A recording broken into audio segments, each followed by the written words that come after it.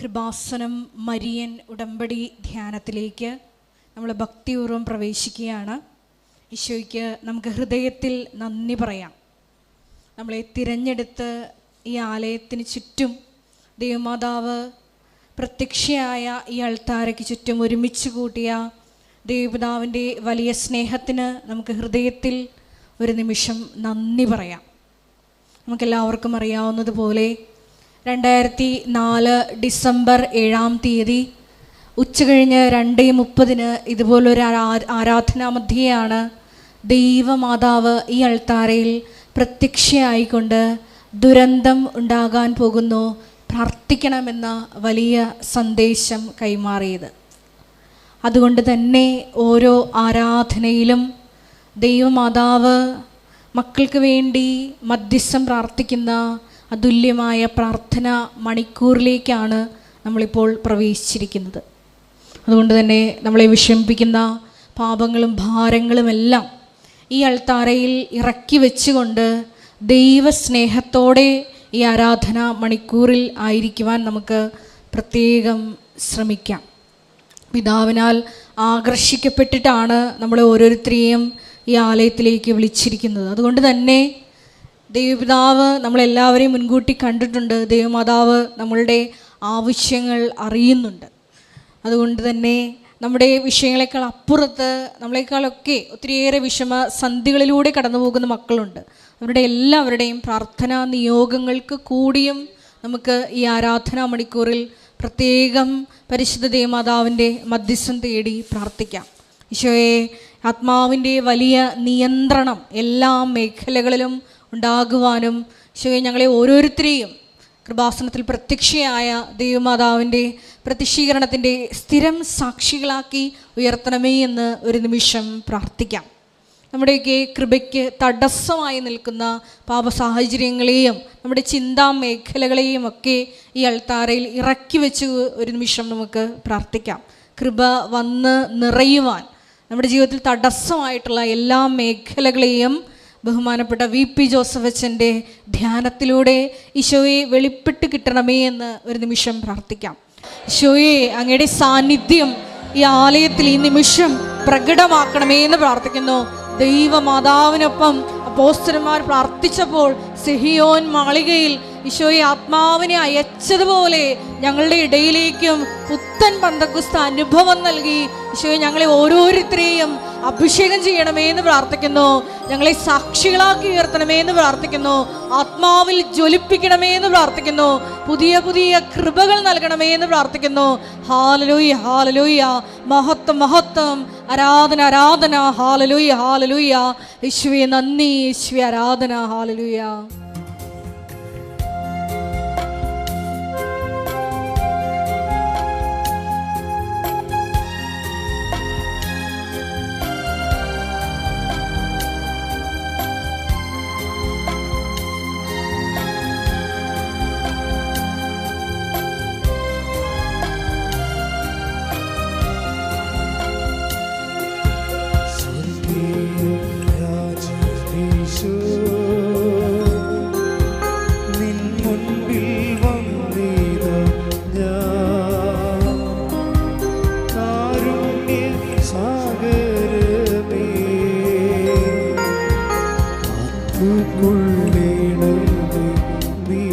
ദൈവസ്നേഹത്തോടെ ചേർന്ന് പാടാം.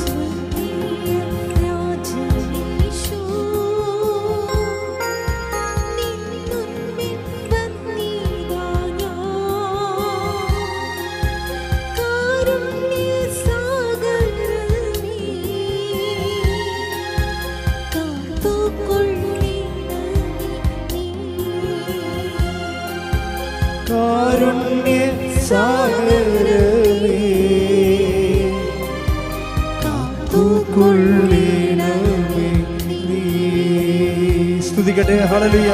യേശുവേ ആരാധന, ആരാധന. പരിശുദ്ധ പരമ ദിവ്യ കാരുണ്യത്തിന് നേരവും ആരാധനയും സ്തുതിയും പുകഴ്ചയും ഉണ്ടായിരിക്കട്ടെ. പരിശുദ്ധ പരമ ദിവ്യ കാരുണ്യത്തിന് നേരവും ആരാധനയും സ്തുതിയും പുകഴ്ചയും ഉണ്ടായിരിക്കട്ടെ. പരിശുദ്ധ പരമ ദിവ്യകാരുണ്യത്തിന് നേരവും ആരാധനയും സ്തുതിയും പുകഴ്ചയും ഉണ്ടായിരിക്കട്ടെ. എൻ ശക്തിയൊക്കെയോടും നിന്നെ സ്നേഹിച്ചിടുന്നേ, നിന്നെ നിനച്ചു വാഴും എന്നിലേഴുന്നള്ളണേ.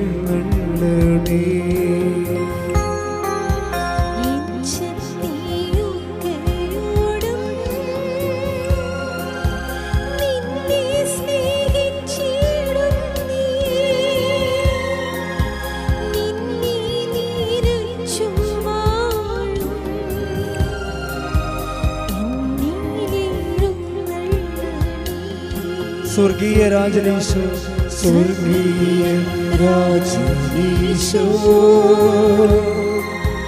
നിൻ മുൻപിൽ വന്നിടാം ഞാൻ. കാരുണ്യ സാഗരമേ, കാത്തുകൊള്ളണമേ നീ. കാരുണ്യ സാഗരമേ, കാത്തുകൊള്ളണമേ നീ. പരിശുദ്ധ പരമദിവ്യകാരുണ്യത്തിന് ആരാധനയും സ്തുതിയും പുകഴ്ചയും ഉണ്ടായിരിക്കട്ടെ. പരിശുദ്ധ പരമദിവ്യകാരുണ്യത്തിന് ആരാധനയും സ്തുതിയും പുകഴ്ചയും ഉണ്ടായിരിക്കട്ടെ. പരിശുദ്ധ പരമദിവ്യകാരുണ്യത്തിന് ആരാധനയും സ്തുതിയും പുകഴ്ചയും ഉണ്ടായിരിക്കട്ടെ. നമുക്ക് വിശ്വാസത്തോടെ കൃപാസനം പ്രത്യക്ഷീകരണ മധ്യസ്ഥ പ്രാർത്ഥന ഏറ്റുചൊല്ലാം. അമ്മേ പരിശുദ്ധ അമ്മേ, ദൈവമാതാവേ, കൃപാസനത്തിലൂടെ ഞങ്ങൾക്കും ഞങ്ങളുടെ ദേശത്തിനും അമ്മ മാധ്യസ്ഥം തേടിത്തന്ന എല്ലാ അനുഗ്രഹങ്ങൾക്കും കൃപകൾക്കും ഞങ്ങളിപ്പോൾ ഹൃദയം നിറഞ്ഞ നന്ദി പറയുന്നു. നമുക്ക് സ്തുതിച്ചു പ്രാർത്ഥിക്കാം. ഹല്ലേലൂയ. യേശുവേ ആരാധന. അങ്ങയുടെ പരിശുദ്ധാത്മാവിന്റെ അഭിഷേകം കർത്താവേ ഈ നിമിഷങ്ങളിലൊക്കെ ഉണ്ടാകുവാൻ ഇടവരുത്തണമേ എന്ന് ഞങ്ങൾ പ്രാർത്ഥിക്കുന്നു. ഞങ്ങളുടെ മനസ്സിനെയും ഹൃദയത്തെയും ശരീരത്തെയും മുഴുവനായി കർത്താവേ ഒരുക്കണമേ. അമ്മയുടെ അഭിഷേകം നൽകണമേ. Hallelujah, hallelujah. കാരുണ്യ സാഗരമേ, കാത്തുകൊള്ളണമേ നീ. നമുക്ക് ഒരുമിച്ച് ഉച്ചത്തെ ഒരിക്കൽ കൂടി പാടാം. കാരുണ്യ സാഗരമേ, കാത്തുകൊള്ളണമേ നീ.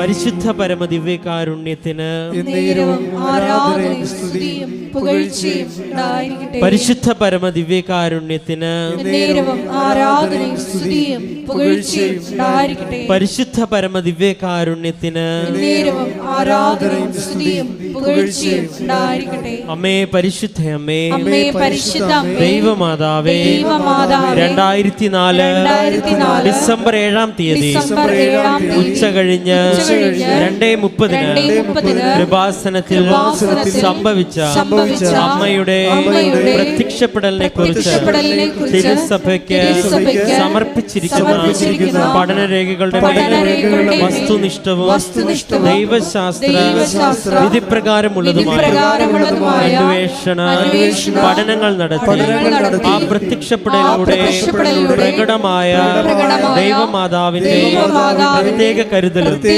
സംരക്ഷണവും വെളിപ്പെടുത്തുന്ന പീഡിതരുടെ ആശ്വാസവും പ്രവാചകന്മാരുടെ രാജ്ഞിയും വാഗ്ദാനത്തിന്റെ പേടകവും പ്രപഞ്ച പ്രകൃതിയുടെ മാതാവുമായ പരിശുദ്ധ അമ്മയുടെ ഭക്തി തിരുസഭയിൽ കൂടുതൽ പ്രചരിച്ച് ജീവിതത്തിന്റെ ദുരിത ദുരന്ത അവസ്ഥകളിൽ അകപ്പെട്ട് കഴിയുന്ന അനേകായിരം മക്കൾക്ക് ദൈവത്തിന്റെ സാന്നിധ്യവും സന്ധിപ്പും കൂടുതൽ അനുഭവിക്കുക വഴി ആത്മീയ വിശുദ്ധിയും ദൈവശക്തിയും കൈവരിക്കുവാൻ ഞങ്ങളുടെ കുടുംബങ്ങളെ ഇടയാക്കണമേ. നമുക്ക് സ്തുതിച്ച് പ്രാർത്ഥിക്കാം. ഹല്ലേലൂയ. യേശുവേ ആരാധന. കർത്താവേ ഞങ്ങളുടെ നാമത്തിന് മഹത്വം ഉണ്ടാകട്ടെ. കർത്താവേ ഞങ്ങളുടെ ജീവിതത്താൽ ഞങ്ങളുടെ ഉടമ്പടി ജീവിതത്താൽ അങ്ങയെ മഹത്വപ്പെടുത്തുവാൻ, പരിശുദ്ധമ്മയുടെ പ്രത്യക്ഷീകരണത്തിന്റെ വലിയ സാക്ഷികളായി തീരുവാൻ കർത്താവേ അങ്ങ് ഞങ്ങളെ അഭിഷേകം ചെയ്യണമേ. അനുഭവങ്ങൾ നൽകണമേ. അനുഭവങ്ങളുടെയും അടയാളങ്ങളുടെയും സ്ഥിരീകരണങ്ങൾ നൽകണമേ. ഈ അൾത്താരയിൽ അങ്ങേക്ക് സാക്ഷ്യം പറയുവാൻ ഞങ്ങളുടെ നിയോഗങ്ങളെ അങ്ങ് ഉപകരണമാക്കി മാറ്റണമേ എന്ന് പ്രാർത്ഥിക്കുന്നു. ഹല്ലേലൂയ, ഹല്ലേലൂയ. യേശുവേ ആരാധന. കാരുണ്യ സാഗരമേ കാത്തുകൊള്ളണമേ നീ. കൈകൾ ഉയർത്തിക്കൊണ്ട് ഉച്ചത്തിൽ പാടട്ടെ. കാരുണ്യ സാഗരമേ കാത്തുകൊള്ളണമേ നീ. പരിശുദ്ധ പരമ ദിവ്യകാരുണ്യത്തിന് ആരാധനയും സ്തുതിയും പുകഴ്ചയും ഉണ്ടായിരിക്കട്ടെ. പരിശുദ്ധ പരമ ദിവ്യകാരുണ്യത്തിന് ആരാധനയും സ്തുതിയും പുകഴ്ചയും ഉണ്ടായിരിക്കട്ടെ. പരിശുദ്ധ പരമ ദിവ്യകാരുണ്യത്തിന് ആരാധനയും സ്തുതിയും പുകഴ്ചയും ഉണ്ടായിരിക്കട്ടെ. അമ്മേ പരിശുദ്ധ അമ്മേ, പരിശുദ്ധ ഭൂസ്വർ ലോകങ്ങളുടെ രാജ്ഞിയായ അങ്ങേക്ക് ഭൗമ സംരക്ഷണത്തിനായി പ്രപഞ്ച പ്രകൃതിയെ തിരുസഭ പ്രതിഷ്ഠിക്കുവാൻ ഈ പ്രത്യക്ഷീകരണം വഴി ഇടയാക്കണമേ. പരിശുദ്ധ അമ്മേ, ജപമാല മാതാവേ, സകല കൃപാസന പ്രാർത്ഥനകളോട് ചേർന്ന് ഞങ്ങൾ ഇപ്പോൾ പ്രാർത്ഥിക്കുന്ന ഈ സമൂഹത്തിന് പ്രത്യേക നിയോഗങ്ങൾ നമുക്ക് മൗനമായി നമ്മുടെ നിയോഗങ്ങൾ ഇപ്പോൾ സമർപ്പിച്ച് പ്രാർത്ഥിക്കാം.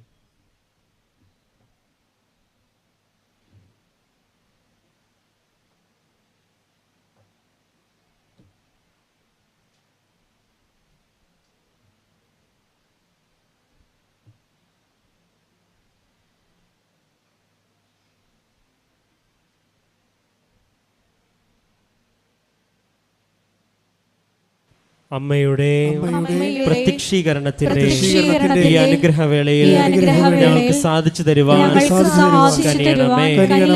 ആമേൻ. നമുക്ക് സ്തുതിച്ച് പ്രാർത്ഥിക്കാം. ഹല്ലേലൂയ. യേശുവേ ആരാധന. കർത്താവേ, ആരാധനയുടെ നിമിഷങ്ങളൊക്കെയും ദൈവ സാന്നിധ്യത്തിന്റെ നിമിഷങ്ങളാകുവാൻ ഞങ്ങൾ അഭിഷേകം ചെയ്യണമേ. ഞങ്ങളോടൊപ്പം ഈ ആരാധനയിൽ പങ്കെടുക്കുന്ന ഓരോ വ്യക്തികളും ഈ ആലയത്തിൽ തിരികെ പോകുമ്പോൾ ദൈവം സ്പർശിച്ച പരിശുദ്ധ അമ്മയുടെ സാന്നിധ്യം അനുഭവിച്ച നിമിഷങ്ങളാക്കി മാറ്റുവാൻ ബഹുമാനപ്പെട്ട ജോസഫ് അച്ഛനിലൂടെ ഞങ്ങൾക്ക് ആവശ്യമായ വചനങ്ങൾ കർത്താവെ വെളിപ്പെട്ടു കൊടുക്കുവാൻ പരിശുദ്ധ അമ്മയെ ഇടവരുത്തണമേ. കർത്താവെ, ഞങ്ങളുടെ ജീവിതങ്ങൾ ആശീർവദിക്കണമേ. ഇനി ഞങ്ങൾ ചെലവഴിക്കാൻ പോകുന്ന നിമിഷങ്ങളെ ആശീർവദിക്കണമേ. നിനക്ക് ഇഷ്ടമാം വിധത്തിൽ ഞങ്ങളുടെ ജീവിതങ്ങളെയും ഞങ്ങൾ ചെലവഴിക്കാൻ പോകുന്ന നിമിഷങ്ങളെയും രൂപാന്തരപ്പെടുത്തണമേ എന്ന് ഞങ്ങൾ പ്രാർത്ഥിക്കുന്നു.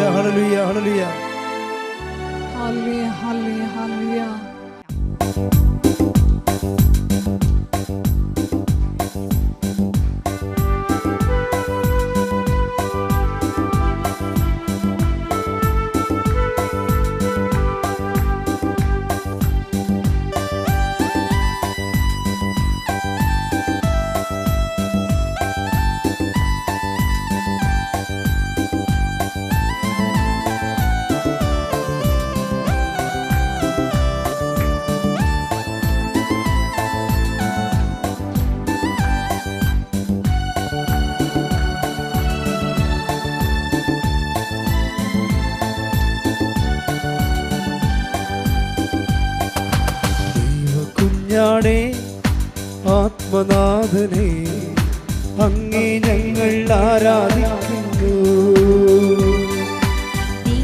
കുഞ്ഞാടേ ആത്മനാഥനെ അങ്ങേ ഞങ്ങൾ ആരാധിക്കുന്നു.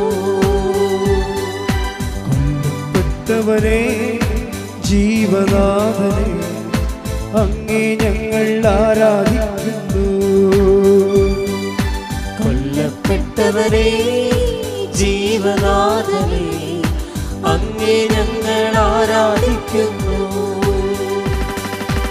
ആരാധിക്കുന്നു, ഞങ്ങൾ ആരാധിക്കുന്നു. ഹല്ലേലൂയ, ആമേൻ. ഉച്ചത്തിൽ പാടാം. ആരാധിക്കുന്നു, ഞങ്ങൾ ആരാധിക്കുന്നു. ഹല്ലേലൂയ, ആമേൻ. ദൈവകുഞ്ഞാടേ ആത്മനാഥനെ അങ്ങേ ഞങ്ങൾ ആരാധിക്കുന്നു. കൊല്ലപ്പെട്ടവനെ ജീവനാഥനെ അങ്ങേ ഞങ്ങൾ ആരാധിക്കുന്നു. സ്തുതിക്കട്ടെ. ഹല്ലേലൂയ ഹല്ലേലൂയ യേശുവേ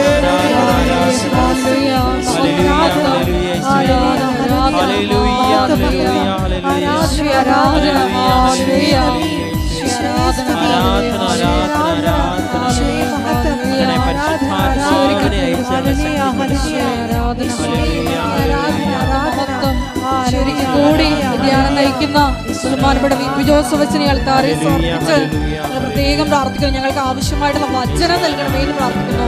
വചനത്താൽ ഞങ്ങൾ വിശുദ്ധീകരിക്കണമേ എന്ന് പ്രാർത്ഥിക്കുന്നു.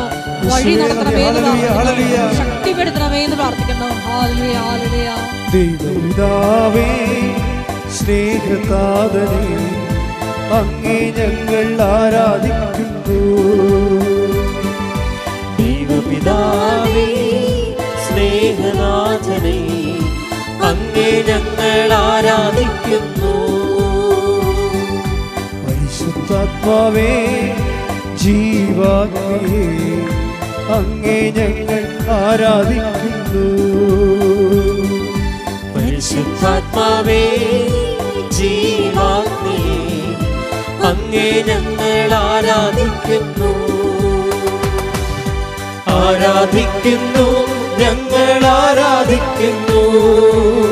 ഹല്ലേലൂയ ആമേൻ. കരങ്ങൾ ഉയർത്തി അടിച്ചുകൊണ്ട് പാടാം. ആരാധിക്കുന്നു ഞങ്ങൾ ആരാധിക്കുന്നു. ഹല്ലേലൂയ ആമേൻ. സ്തുതിച്ചു പ്രാർത്ഥിക്കാം. ഹല്ലേലൂയ ഹല്ലേലൂയ. മഹത്വം മഹത്വം. ആരാധന ആരാധന. ഈശോയെ നാളിതുവരെ കൃപാസനത്തിൽ വന്ന് നാടുകളെ പണിയെടുത്ത് പോയിട്ടുള്ള എല്ലാ കുടുംബങ്ങളെയും സ്ഥാപനങ്ങളെയും അൾത്താരയിൽ സമർപ്പിച്ച് പ്രാർത്ഥിക്കുന്നു. അവരുടെ ജീവിതങ്ങളായ ജീവിത നിയോഗങ്ങളെ ആരാധനയുടെ യോഗ്യതയാൽ ഏറ്റെടുക്കണമേ എന്ന് പ്രാർത്ഥിക്കുന്നു. ഞങ്ങളെ ദൈവസ്നേഹത്താൽ നിറയ്ക്കണമേ എന്ന് പ്രാർത്ഥിക്കുന്നു. എളിമ എന്ന പുണ്യത്താൽ നിറയ്ക്കണമേ എന്ന് പ്രാർത്ഥിക്കുന്നു. ഹല്ലേലൂയ ഹല്ലേലൂയ.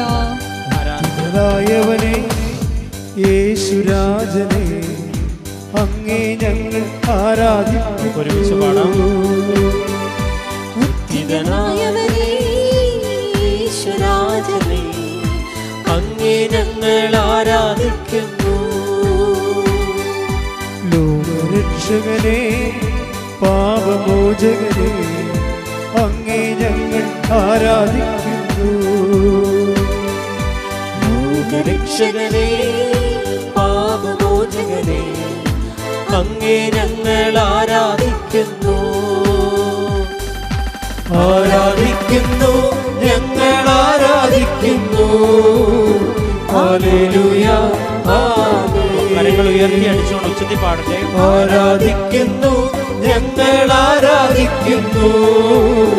ഹല്ലേലൂയ ആമേൻ. ആരാധിക്കുന്നു ഞങ്ങൾ ആരാധിക്കുന്നു. ഹല്ലേലൂയ ആമേൻ. ആമേൻ ആമേൻ യേശുനാഥാ ആമേൻ ആമേൻ ദൈവപുത്ര ആമേൻ ആമേൻ സർവശക്ത നിത്യപിതാവേ ആമേൻ ആമേൻ യേശുനാഥാ ആമേൻ ആമേൻ ദൈവപുത്ര ആമേൻ ആമേൻ സർവശക്ത നിത്യപിതാവേ നിത്യപിതാവേ. സ്തുതിക്കട്ടെ. ഹല്ലേലൂയ ഹല്ലേലൂയ ഹല്ലേലൂയ ഹല്ലേലൂയ. മഹത്വം മഹത്വം.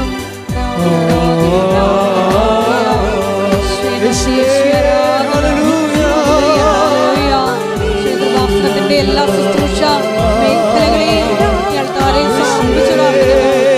ആത്മീയ സാമൂഹിക സാംസ്കാരിക മേഖലകളെ എല്ലാം സമർപ്പിച്ചു പ്രാർത്ഥിക്കുന്നു. എല്ലാ പ്രവർത്തനങ്ങളെയും പ്രവർത്തനങ്ങളെയും സമർപ്പിച്ചു പ്രാർത്ഥിക്കുന്നു. Hallelujah hallelujah.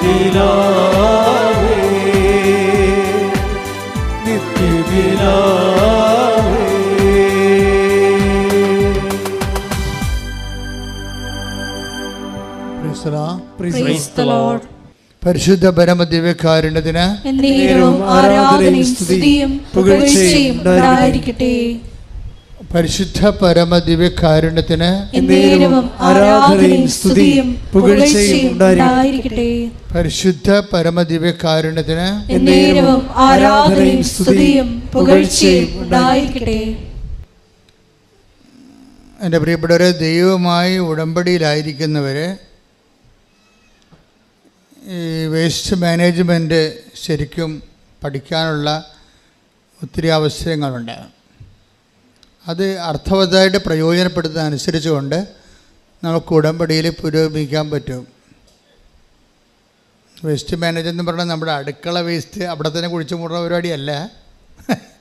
വേസ്റ്റ് മാനേജർ എന്ന് പറയുന്നത് ലൈഫിൻ്റെ അനുഭവങ്ങളിൽ കുറച്ച് വേസ്റ്റ് അനുഭവങ്ങളുണ്ടാവും. വേസ്റ്റ് അനുഭവങ്ങൾ വെച്ചാൽ അനുഭവങ്ങളിൽ പോസിറ്റീവ് ഉണ്ടാവും, നെഗറ്റീവ് ഉണ്ടാവും, അതേസമയം വേസ്റ്റും ഉണ്ടാവും. വെച്ചാൽ ഒരു കുപ്പ പോലെ ഇരിക്കണ നമുക്ക് തന്നെ ഒരു പിടിയും കിട്ടത്തില്ല. ഈ വേസ്റ്റായിട്ടുള്ള അനുഭവങ്ങളെ എങ്ങനെ ക്രിസ്തുവിനെ നേടാൻ വേണ്ടി നമ്മൾക്ക് റീസൈക്കിൾ ചെയ്യാൻ പറ്റും. അതാണ് ഉടമ്പടി ഇന്ന് അന്വേഷിക്കുന്നത്. കാര്യം എല്ലാവരും സാക്ഷ്യം പറയുമ്പോൾ കുറച്ച് വേസ്റ്റേജ് പറയുന്നുണ്ട് അവർ. പക്ഷെ അവർക്ക് അറിയത്തില്ല അത് എന്തുകൊണ്ടാണ് അങ്ങനെ സംഭവിച്ചത്. ഉടമ്പടി ഞാൻ എടുത്തതാണല്ലോ, ദെൻ എന്നിട്ടും അപ്പം ഞാൻ ഉടമ്പടിയിലാണ് റിലേ ചെയ്യണത്. ഞാൻ ഉടമ്പടി റിലേ ചെയ്തിട്ടും എൻ്റെ ധാരണയ്ക്ക് എതിരെ കുറേ ഫ്ലോപ്പ് ആൻഡ് ഫെയിലിയേഴ്സ് സംഭവിക്കുന്നു. അപ്പം ചിലർ പറയും അത് എൻ്റെ ഉടമ്പടിയുടെ ചെയ്വനയുടെ കുഴപ്പമാണ്, അതുകൊണ്ടായിരിക്കും. അപ്പോൾ ഇനി ഞാൻ നല്ലവണ്ണം ഉടമ്പടി ചെയ്യാമെന്ന് പറയും. നിങ്ങൾ നല്ലവണ്ണം ഉടമ്പടി ചെയ്ത് ആയാലും ശരി, പിന്നെയും കുറേ വേസ്റ്റേജ് ഉണ്ടാകും അനുഭവങ്ങളിൽ. ഇപ്പം തന്നെ കഴിഞ്ഞ ദിവസങ്ങളിൽ ഒരു ഡോക്ടറിൻ്റെ സാക്ഷ്യം ഉണ്ടായി. ഡോക്ടർ അള്ളിൻ്റെ സാക്ഷ്യത്തിൽ അവർ വളരെ ഇൻ്റലിജൻ്റ് എലഗൻ്റായിട്ടുള്ള ലേഡിയാണ്. പക്ഷെ എന്നിട്ട് ഞാൻ ഇവിടെ കണ്ടിട്ടുണ്ട് ഈ ചില മലയാളം +2 IELTS എഴുതി ഒറ്റ സ്ട്രെച്ചിന് പാസ്സാകണത്. മലയാളം ആണവർ, മലയാളം മീഡിയമാണ്. പക്ഷേ അവർ പറയും അപ്പായി മരിച്ചു, എൻ്റെ അനിയനാണ് എനിക്ക് വീട്ടിലുള്ളത്, അമ്മയുടെ ചെറിയ വരുമാനം കൊണ്ട് ഞങ്ങൾ ജീവിക്കണത്, അപ്പോൾ എന്നെ നീ കരകയറ്റി വിട്ടില്ലെങ്കിൽ കുടുംബം മുങ്ങിപ്പോവും എന്ന് മാതാവിനോട് ഡയറക്റ്റ് കമ്മ്യൂണിക്കേറ്റ് ചെയ്യും. പ്രേയറിൻ്റെ സത്യത്തിൻ്റെ ഘടനകൾ പ്രാർത്ഥനയിൽ എപ്പോഴും ഉണ്ടാകണം നല്ലതാണ്. കാര്യം ഈ ഉടമ്പടി ഒരു വിഷയം നോട്ട് ബൈ മെറിറ്റിൽ വർക്ക് ചെയ്യും. ഇത് ബൈബിളിൻ്റെ മുഴുവൻ കോൺസെപ്റ്റിൽ ഈ നോട്ട് ബൈ മെറിറ്റ് ഉണ്ട്. ഉടമ്പടി മാത്രമല്ല. നോട്ട് ബൈ മെറിറ്റ് എന്ന് പറയുന്നത് എന്താണ്? നിൻ്റെ യോഗ്യത കൊണ്ടല്ല, എൻ്റെ കൃപ കൊണ്ട്. അപ്പോൾ നമ്മുടെ യോഗ്യത ഇല്ലെങ്കിലും ഉടമ്പടി പെർഫെക്റ്റ് ആണെങ്കിൽ ദൈവം ആ ഓപ്ഷൻ ഉപയോഗിച്ചുകൊണ്ട് നിങ്ങളെ ഹെൽപ്പ് ചെയ്യും. അതുകൊണ്ടാണ് ഈ മലയാളം മീഡിയംകാർ +2 IELTS എഴുതുമ്പോൾ ഒറ്റ സമയത്ത് തന്നെ പാസ്സായി വരും.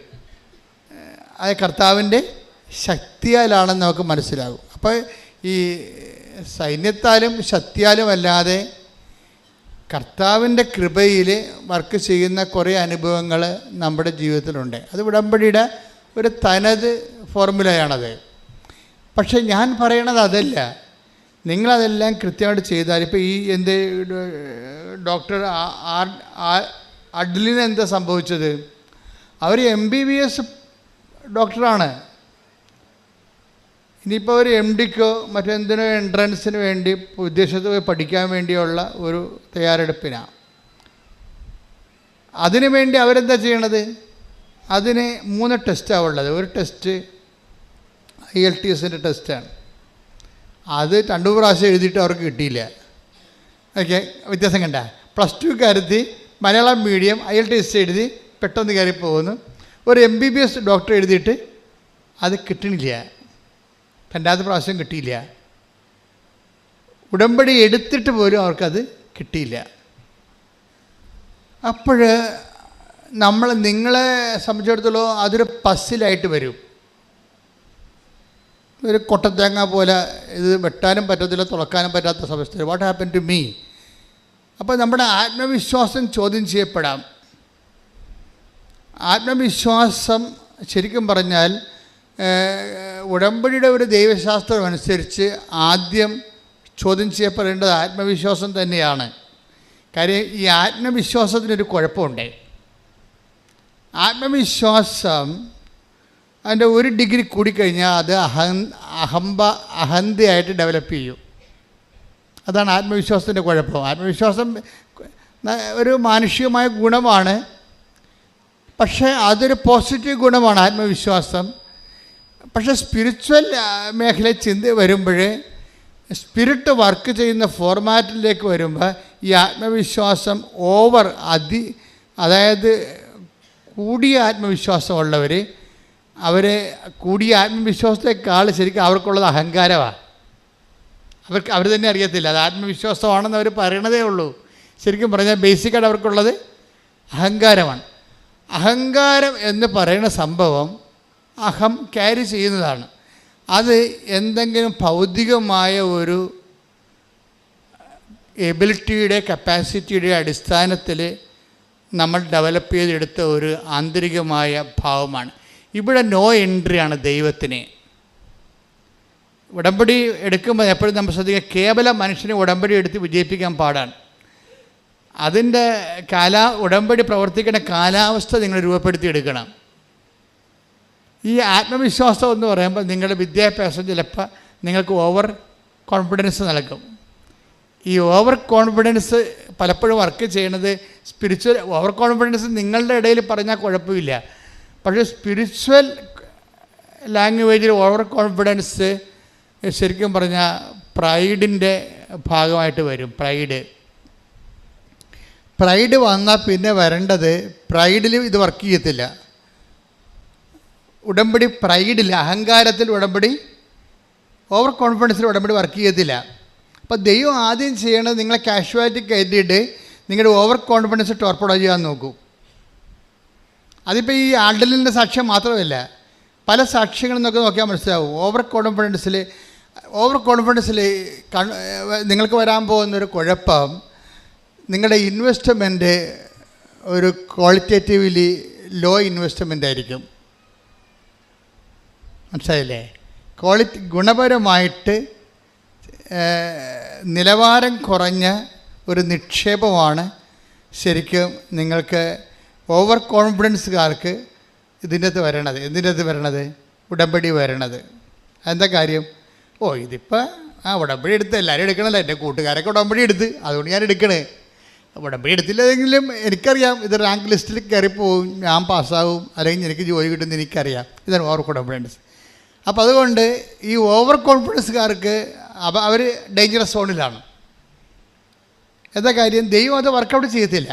അവർ ഓവർ കോൺഫിഡൻസ് അഹങ്കാരമായിട്ട് ഡെവലപ്പ് ചെയ്തിരിക്കണ കാരണം അവിടെ ആത്മാവ് പ്രവർത്തിക്കാൻ പാടായിരിക്കും. അതുകൊണ്ട് ദൈവം എന്തുമാത്രം വർഷങ്ങൾ കാത്തിരുന്നറിയാമോ ഈ ആളെ ഒന്ന് ജനിപ്പിച്ചെടുക്കാൻ. ജൂഡിത്തിനെ എസ്തേറിനെ പോലെയൊക്കെ നല്ല തലക്കനമുള്ള പെണ്ണുങ്ങൾ ഇസ്രയേലിലുണ്ടായിരുന്നു. ഇസ്രയേലിലെ പെണ്ണുങ്ങൾ നിങ്ങൾക്ക് അറിയാമല്ലോ. ഞങ്ങൾ ഇസ്രയേലിൽ ചെല്ലുമ്പോൾ 9ാം ക്ലാസ്സുകാരത്തിയാണ് 6ാം ക്ലാസ്സുകാരത്തിയാണ് AK-47 കൊണ്ട് നടക്കുന്നത്. എല്ലാം ട്രെയിൻഡാണ്. അവർക്കൊരു പ്രത്യേക സ്റ്റാമിന ഉള്ള പെൺപിള്ളേരാണ്. പക്ഷേ അത് അത്തരം ടൈപ്പാണ് ജൂഡിറ്റ്, എസ്തേർ. അതിൻ്റെ കൂടെ ഉണ്ടായിരുന്ന ആ ചരിത്രം മുഴുവൻ നോക്കുമ്പോൾ റൂത്തിൻ്റെ കാലം വരെ നോക്കുമ്പോൾ എല്ലാം ഭയങ്കര ഇനിഷ്യേറ്റീവ് എടുക്കുന്ന ആൾക്കാരാണ്. ഈ റൂത്തിനെ പോലെയുള്ള നല്ല കരളുറപ്പുള്ളൊരു പെണ്ണല്ലെങ്കിൽ രാത്രി പോയി ബോവാസിൻ്റെ അടുത്ത് പോയി കിടക്കുക. അപ്പോൾ അവർ ചെയ്യണ കാര്യങ്ങളെക്കുറിച്ച് അവർക്ക് നല്ല ഇച്ഛാശക്തിയും ദിശാബോധമുള്ള ആൾക്കാരാണ്. പക്ഷേ ഇതിൻ്റെ പ്രോബ്ലം വെച്ച് കഴിഞ്ഞാൽ അങ്ങനെയുള്ള ഒരാളെ ഒരു രക്ഷാകര നടപടിക്രമത്തിൻ്റെ കെയർ ടേക്കറായിട്ട് നിർത്താനേ പറ്റത്തുള്ളൂ. അതിൻ്റെ യഥാർത്ഥ ആളായിട്ട് ഏജൻ്റായിട്ട് വെക്കാൻ പറ്റത്തില്ല. അതുകൊണ്ട് റൂത്തും താമറും ഒക്കെ രക്ഷാകര സംഭവത്തിലെ കെയർ ടേക്കേഴ്സാണ്. അവർ ശ്രേണിയിലുണ്ട്, ഇല്ലെന്നൊന്നും പറയണില്ല, ഉണ്ടവർ. പക്ഷെ അവർ ലൈം ലൈറ്റിലില്ല. അവർ ഇങ്ങനെ ഗ്രീൻ റൂമിൽ നിൽക്കണ കാണാം. താമരൊക്കെ ഗ്രീൻ റൂമിലുണ്ട്. രക്ഷാകര ചരിത്രം വായിക്കുമ്പോൾ താമര അതിൻ്റെ അകത്തുണ്ട്. താമര വിജാതി സ്ത്രീയാണ്, മോവാബുകാരത്തിയാണ്. അപ്പം അതേസമയം തന്നെ അതേസമയം റൂത്തുണ്ട്, എല്ലാവരും ഉണ്ട്. പക്ഷെ സ്റ്റേജിൽ മറിയം മാത്രമേ ഉള്ളൂ. അതെന്താ കാര്യം? അവിടുന്ന് തന്നെ ദാസിയുടെ വിനീത അവസ്ഥ. മറ്റതൊക്കെ വിനീതപ്പെട്ട് വരാൻ കുറച്ച് സമയമെടുക്കും. റൂത്തും താമരൊക്കെ വിനയപ്പെട്ട് വരാനേ. താമറിൻ്റെയൊക്കെ കാര്യം ഭയങ്കര വിറ്റാണ്.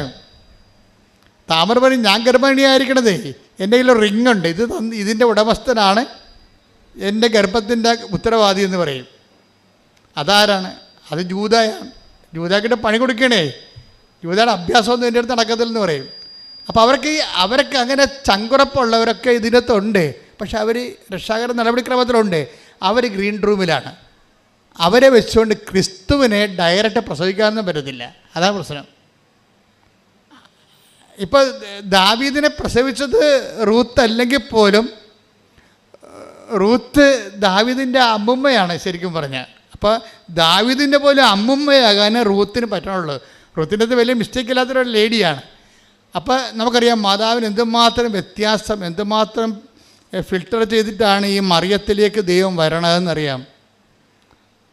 മറിയത്തിനോട് പറയുമ്പോൾ തന്നെ മറിയത്തിൻ്റെ ആദ്യത്തെ വാക്ക് തന്നെ ബിഹോൾഡ് എന്നാ പറയുന്നത്. ബിഹോൾഡ് എന്താണ്? The hand made of the Lord. എന്ത് രസമാണ് കേൾക്കാൻ, എന്തൊരു വല്ലാത്ത പറച്ചിലാണ്. എന്താണ്? നീ ഗർഭം ധരിച്ച് പുത്രനെ പ്രസവിക്കുമെന്ന് പറയുമ്പോഴേ അതിൻ്റെ ബാക്കി ഭാഗങ്ങളെല്ലാം വെളിപ്പെടുത്തി കഴിയുമ്പോൾ അമ്മ പറയുന്ന വാക്ക് എന്താണ്? ഇതാ കർത്താവിൻ്റെ ദാസി. അപ്പോൾ ക്രിസ്തുവിനെ സ്വീകരിക്കുക എന്നുള്ളതും ദാസ്യതയും എന്നുള്ളതും രണ്ടും ഒരു സംഭവമാണ്. നിങ്ങൾക്കറിയാമല്ലോ, ഉടമ്പടി തിരിച്ചിട്ടാലും ഈ പൂച്ച എറിയണ പോലെയുള്ള പരിപാടിയാണ്. എങ്ങനെ എറിഞ്ഞാലും 4 കാലേ വന്ന് വീഴും ഈ ഉടമ്പടി. ഉടമ്പടിയുടെ ലക്ഷ്യം എന്താണ്? ക്രിസ്തുവിനെ വ്യക്തികളെ സ്വീകരിക്കുക എന്നുള്ളതാണ്. അതിൻ്റെയൊക്കെ ഒരു നിമിത്തമായിട്ട് മാർഗമായിട്ടാണ് ബാക്കിയുള്ള ഭൗതിക സാഹചര്യങ്ങളുടെ സമ്മർദ്ദങ്ങളും അതിൻ്റെ ഒരു പ്രെയർ ഫോമിലേക്കൊക്കെ വെക്കണത്.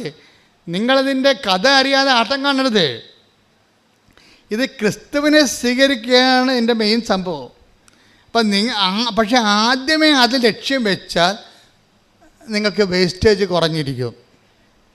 ഈ വേസ്റ്റ് നമ്മൾ ഉണ്ടാക്കണതാണേ, ഉടമ്പടി വേസ്റ്റ്. ഇപ്പം ഡോക്ടർ കണ്ടില്ലേ, അവർ MBBS ആണെങ്കിലും അവരാദ്യം MBBS ഡോക്ടർ ആദ്യം IELTS എഴുതി അവർ പറയണ 1/2 മാർക്കിനാണ് തോറ്റുപോയെന്ന്. 1/2 മാർക്കിന് തോറ്റാലും 50 മാർക്ക് തോറ്റാലും തോൽവി എന്നാണ് പറയണത്. അതാണ് സംഭവം. അവർ പറഞ്ഞ 1/2 മാർക്കിനാണ് ഞാൻ തോറ്റുപോയത്, അതാണ് സങ്കടം. 1/2 മാർക്ക് തോറ്റാലും 5 മാർക്ക് തോറ്റാലും തോറ്റതാണ് സംഭവം. അപ്പം പിന്നെ ഇവരിവിടെ വാള് വെച്ച് കീഴടങ്ങണുണ്ട്, വാളും പരിചയം വെച്ച് കീഴടങ്ങും. എന്താണ്? ഇനി IELTSമായിട്ട് ഞാനില്ല മുന്നോട്ടെന്ന്. അപ്പോൾ ബുദ്ധിമാന്മാരെ ലജ്ജിപ്പിക്കാൻ വേണ്ടി ദൈവം ബലഹീനരെ ഉയർത്തിക്കൊണ്ട് വരുന്നുണ്ടേ. അതിനെ താഴെയുള്ള ആൾക്കാരെ IELTS പുഷ്പം പോലെ ജയിച്ചു പോകണ്ടേ. അപ്പോൾ അവിടെ എന്താണ് കുഴപ്പം? ഡോക്ടറിന് മെറിറ്റില്ലേ? ഡോക്ടറല്ലേ, അവർക്ക് MBBS എഴുതാമെങ്കിൽ ഒരു 100 IELTS എഴുതിയെടുക്കാൻ പറ്റും. അപ്പോൾ അവർക്ക് മെറിറ്റുണ്ട്. ഈ മെറിറ്റ് ഇവർക്ക് ആവശ്യമില്ലാത്തൊരു ആത്മവിശ്വാസം കൊടുത്തിട്ടുണ്ട്. ഇനി ദൈവത്തിന് മുമ്പിലുള്ള പരിപാടി എന്താണ്?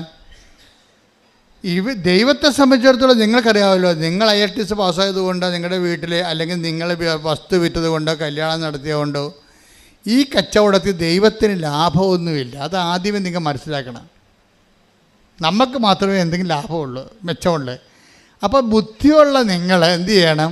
ഇതിൻ്റെ അകത്ത് ദൈവത്തിൻ്റെ പ്രോഫിറ്റ് എത്രയാണെന്ന് നോക്കണം ആദ്യം. അത് ആദ്യമേ ഫിക്സ് ചെയ്താൽ പ്രശ്നം തീർന്ന് ഈ കച്ചവടത്തിലെ പറഞ്ഞ അച്ഛൻ മനസ്സിലായില്ലേ? ഇതിന് ദൈവത്തിന് ഞാൻ ഈ ഉടമ്പടി എടുത്തിട്ട് ഇതുകൊണ്ട് ദൈവത്തിന് എന്താണ് ലാഭം? ദൈവം ലാഭമില്ലാത്ത ഒരു പരിപാടിക്കും ഉണ്ടാകത്തില്ല. അതെപ്പോഴും ഓർത്തേക്കണം. ക്രിസ്തുവിനെ വരെ നമുക്ക് തരുന്നതിൻ്റെ പിന്നിൽ നമ്മളെ വിലക്ക് വാങ്ങുന്നതിന് വേണ്ടി തന്നിരിക്കുന്നതാണ് ക്രിസ്തുവിനെ. അത്രയും ഭയങ്കര എക്സ്പെൻഡിച്ചർ മുടക്കിയിരിക്കുന്നതാണ്. തൻ്റെ ഏകജാതിനെ നൽകാൻ തക്ക വിധം ദൈവം തൻ്റെ സ്നേഹത്താൽ അത്രമാത്രം സ്നേഹിച്ചിട്ട് ദൈവത്തിന് ഈ വിഷയത്തിൽ ക്രിസ്തു എന്തെല്ലാം അതിന് നഷ്ടപ്പെടുത്തിയാലും, ക്രിസ്തുവിനെ വരെ നഷ്ടപ്പെടുത്തിയാലും ശരി, എനിക്ക് നിങ്ങളെ നഷ്ടപ്പെടരുതെന്നുള്ള വലിയൊരു മനസ്സിൽ നിന്നാണ് ഇതെല്ലാം രൂപപ്പെട്ട് വരണത്. പക്ഷേ അത് ദൈവത്തിൻ്റെ ആ മനസ്സ് ബോധപൂർവ്വം മനസ്സിലാക്കിയിട്ട് നിങ്ങൾ ഉടമ്പടി എടുക്കുമ്പോൾ തന്നെ ഈ കച്ചവടത്തിൽ ഈ വിനിമയം, നമ്മൾ കച്ചവടം മോശമാക്കുകയാണെങ്കിൽ ഞാൻ ഉപേക്ഷിച്ച് ഈ ഒരു വിനിമയം, ഒരു കവനൻ്റെ ഒരു വിനിമയമാണ്. ബൈലാറ്ററൽ എഗ്രിമെൻ്റ് ആകുമ്പോൾ ഒരു വിനിമയമുണ്ട് അതിൻ്റെ അകത്ത്. ഈ വിനിമയത്തിൽ ദൈവത്തിന് എന്താണ് മെച്ചം, ദൈവത്തിന് എന്നാ അതിൻ്റെ അകത്ത് കിട്ടണത് എന്ന് ആദ്യം നമ്മൾ മനസ്സിലാക്കി വെക്കണം. അല്ല നിങ്ങളെന്താ ചെയ്യണത്, നിങ്ങൾക്ക് എന്ത് കിട്ടുമെന്ന് വിചാരിച്ചുകൊണ്ടാണ് ഇത് വർക്കൗട്ട് ചെയ്യണത്. അതുകൊണ്ടാണ് ഈ വേസ്റ്റേജ് കൂടണത്. അതിൻ്റെ കാരണം ആദ്യം ദൈവത്തിന് എന്ത് കിട്ടും, ദൈവം എന്താണ് ചെയ്യണത്, ദൈവം ഉദ്ദേശിക്കുന്ന ദൈവത്തിൻ്റെ ഒരു സ്വപ്നം എന്താണ്, നിങ്ങളിൽ ക്രിസ്തു രൂപപ്പെട്ടു വരണം. അതാ പ്രശ്നം. Receive Jesus Christ and get saved. കർത്താവിനെ സ്വീകരിച്ചുകൊണ്ട് രക്ഷിക്കപ്പെടുക എന്നുള്ളതാണ് ദൈവത്തിൻ്റെ അൾട്ടിമേറ്റ് എയിം. ദൈവത്തിൻ്റെ വിനിമയത്തിൽ ആത്യന്തികമായ ദൈവത്തിൻ്റെ ഒരു പ്രോഫിറ്റ് എന്ന് പറയുന്നത് നിങ്ങൾ ക്രിസ്തുവിനെ സ്വീകരിക്കുന്നതാണ്. അതുകൊണ്ടാണ് പൗരസപ്പോസം പറഞ്ഞ ക്രിസ്തുവിനെ സ്വീകരിക്കാൻ വേണ്ടി നമ്മൾ സ്വീകരിക്കുന്ന വരെ കുറേ വേസ്റ്റേജുകളുണ്ടാവും. ക്രിസ്തുവിനെ സ്വീകരിക്കാൻ വേണ്ടി ഫിലിപ്പി 3:7-8. ഫിലിപ്പി 3:8. അതെ. ഇവയെല്ലാം ക്രിസ്തുവിനെ പ്രതി നഷ്ടമായി ഞാൻ കണക്കാക്കി. ഇവ മാത്രമല്ല, എൻ്റെ കർത്താവായ യേശുക്രിസ്തുവിനെ പറ്റിയുള്ള ജ്ഞാനം കൂടുതൽ വിലയുള്ളതാകയാൽ സർവവും നഷ്ടമായി തന്നെ ഞാൻ പരിഗണിക്കുന്നു. അവനെ പ്രതി ഞാൻ സകലവും നഷ്ടപ്പെടുത്തുകയും ഉച്ഛിഷ്ടം പോലെ കരുതുകയുമാണ്. അപ്പം ചില കാര്യങ്ങൾ വേസ്റ്റ് ഉണ്ടാകും, അത് ക്രിസ്തുവിനെ പ്രതിയാണ് വേസ്റ്റ് ഉണ്ടാകുമ്പോൾ നമ്മൾ പറഞ്ഞ അയ്യോ വേസ്റ്റായ പോലെ ഇനി എന്ത് ചെയ്യുന്നില്ല. ഇത് നിങ്ങൾ ജീവിതത്തിൽ സംഭവിച്ചിട്ടുള്ള വേസ്റ്റുകൾ, ഇത്രയും നാൾ നിങ്ങളുടെ പരിശ്രമങ്ങളില്ലേ, നിങ്ങൾ എന്തുമാത്രം ഇൻട്രസ്റ്റ് എഴുതി, എന്തുമാത്രം ഇൻ്റർവ്യൂവിന് പങ്കെടുത്ത്, എത്ര ചെറുക്കന്മാർ വന്ന് നിങ്ങളെ കണ്ടു, എന്തുമാത്രം കാപ്പിയും ബിരിയാണിയും മിക്സറൊക്കെ അവന്മാർ കഴിച്ചിട്ട് പോയി, എന്നിട്ട് ഒരു കല്യാണം ഒത്തില്ലല്ലോ, എന്തുമാത്രം വേസ്റ്റേജാണ് വരണത് ജീവിതത്തിൽ. ഞാൻ ജീവിതത്തെക്കുറിച്ചാണ് സംസാരിക്കണത്, നിങ്ങളവർക്കും വേറെ കാര്യമാണ്. ഞാൻ ജീവിതത്തെക്കുറിച്ച് തന്നെ സംസാരിക്കണത്. അപ്പം ഇങ്ങനെ നമ്മൾ നഷ്ടപ്പെടുത്തിയ കുറേ വേസ്റ്റുകളുണ്ട്. ഈ വേസ്റ്റുകൾ നമുക്ക് തന്നിരിക്കുന്ന വികാരം എന്താണ്? നിരാശ, പരാജയബോധം, കുറേ സാധനമില്ലേ നമ്മുടെ വേസ്റ്റ്. നിങ്ങൾ ഞാൻ കൽക്കട്ടായി വരെ പോയി ആ വിസ ഇൻ്റർവ്യൂവിന് പങ്കെടുത്തതാണ്, എന്നിട്ട് അത് കിട്ടിയില്ലെന്ന് പറയും. കാശും പോയി, വിസയും കിട്ടിയില്ല, സമയവും പോയി, വേസ്റ്റായില്ലേ. അപ്പം ചില പറയും ഞാൻ മദ്രാസ് വരെ പോയി ആ പരീക്ഷ എഴുതിയതാണ്. എനിക്കന്ന് പനിയായിരുന്നു, എനിക്കന്ന് പീരീഡ്സ് ആയിരുന്നു, ഭയങ്കര കഷ്ടപ്പാട്. ഞാൻ പറഞ്ഞാണ് മമ്മിയോട് പോണില്ല, മമ്മിയാണ് എന്നെ ഉന്തി തള്ളി വിട്ടത്. എന്നിട്ട് അതും കിട്ടിയില്ല, ഞാൻ അകപ്പെട്ടു പോയി. അപ്പം നമുക്ക് ഒത്തിരിയേറെ സങ്കടങ്ങൾ, ഇത്രയും കഷ്ടപ്പെട്ടിട്ട് ഒരു പ്രയോജനമില്ല, വെറുതെ അലയാവുന്നില്ല, ഒരു കാര്യമില്ലല്ല. ഇതാണ് വേസ്റ്റ് എന്ന് പറയുന്നത്. ഇപ്പം മനസ്സിലായല്ലോ വേസ്റ്റ്. ഈ വേസ്റ്റ് കൊണ്ട് എങ്ങനെ വിളക്ക് കത്തിക്കാമെന്ന് നോക്കണം. ഈ വേസ്റ്റ് എടുത്തിട്ട് എന്താ ചെയ്യണത്? ബൈബിൾ പറയണത് ഈ വേസ്റ്റ് എല്ലാം നീ ക്രിസ്തുവിൻ്റെ അക്കൗണ്ടിലേക്ക്, പിതാവായ ദൈവത്തിൻ്റെ അക്കൗണ്ടിലേക്ക് സെൻഡ് ചെയ്യണം. അതാണ് വിഷയം. നീ അത് വെച്ച് നിരാശയായിട്ട് അനുഭവിച്ചുകൊണ്ടിരിക്കരുത്. ഉടമ്പടി സൂപ്പർ പദ്ധതിയാണ്. ഈ സംഭവം മുഴുവനും നിനക്ക് നഷ്ടപ്പെട്ട നഷ്ടങ്ങളെല്ലാം എഴുതിയിട്ടിട്ട് പിതാവിൻ്റെ അക്കൗണ്ടിലേക്ക് ക്യാരി ഓവർ ചെയ്യണം. അപ്പാ, ഇതെല്ലാം ഞാൻ വിശ്വാസത്തോടെ പ്രത്യാശയോടെ സ്വീകരിക്കുന്നു. ഞാൻ സഹിച്ച സഹനങ്ങൾ, നഷ്ടങ്ങൾ, അതുപോലെ തന്നെ കോട്ടങ്ങൾ, എൻ്റെ ജീവിതത്തിലെ ഉച്ഛിഷ്ടങ്ങൾ, ഇതെല്ലാം ക്രിസ്തുവിനെ നേടാൻ വേണ്ടി നിൻ്റെ മഹത്വത്തിന് വേണ്ടി കാഴ്ചവെക്കുന്നു. Praise the Lord. അപ്പോൾ ഒന്ന് പറഞ്ഞേ, അപ്പാ എൻ്റെ ജീവിതത്തിൽ വന്നിട്ടുള്ള പരാജയങ്ങള്, ഒരു ആവശ്യമില്ലാത്ത പരാജയങ്ങള്, മറ്റുള്ളവരുടെ ഉപദേശത്താൽ അടിച്ചേൽപ്പിക്കപ്പെട്ട പദ്ധതി കൊണ്ട്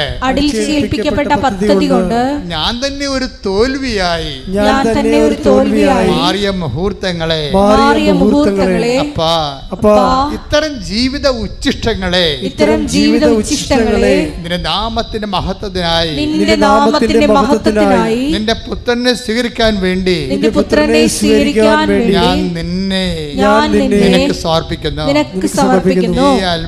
ഈ വേദനകളെ സ്വീകരിച്ചുകൊണ്ട് നീ എന്നിൽ അപ്പാ ക്രിസ്തുവിനെ രൂപപ്പെടുത്തണമേ. ഈ വേദനകളെ വേസ്റ്റുകളെ സ്വീകരിച്ചുകൊണ്ട് അപ്പാ നീ എന്നിൽ ക്രിസ്തുവിനെ രൂപപ്പെടുത്തണമേ. ആരാധന യേശുവേ, നിന്നെ നേടുവാൻ വേണ്ടി എല്ലാം ഇഷ്ടം പോലെ കരുതുവാനുള്ള വലിയ കൃപ നൽകണമേ. ഞങ്ങളുടെ സഹനങ്ങൾ കൃപകളാക്കി മാറ്റണം. വലുതാക്കണേ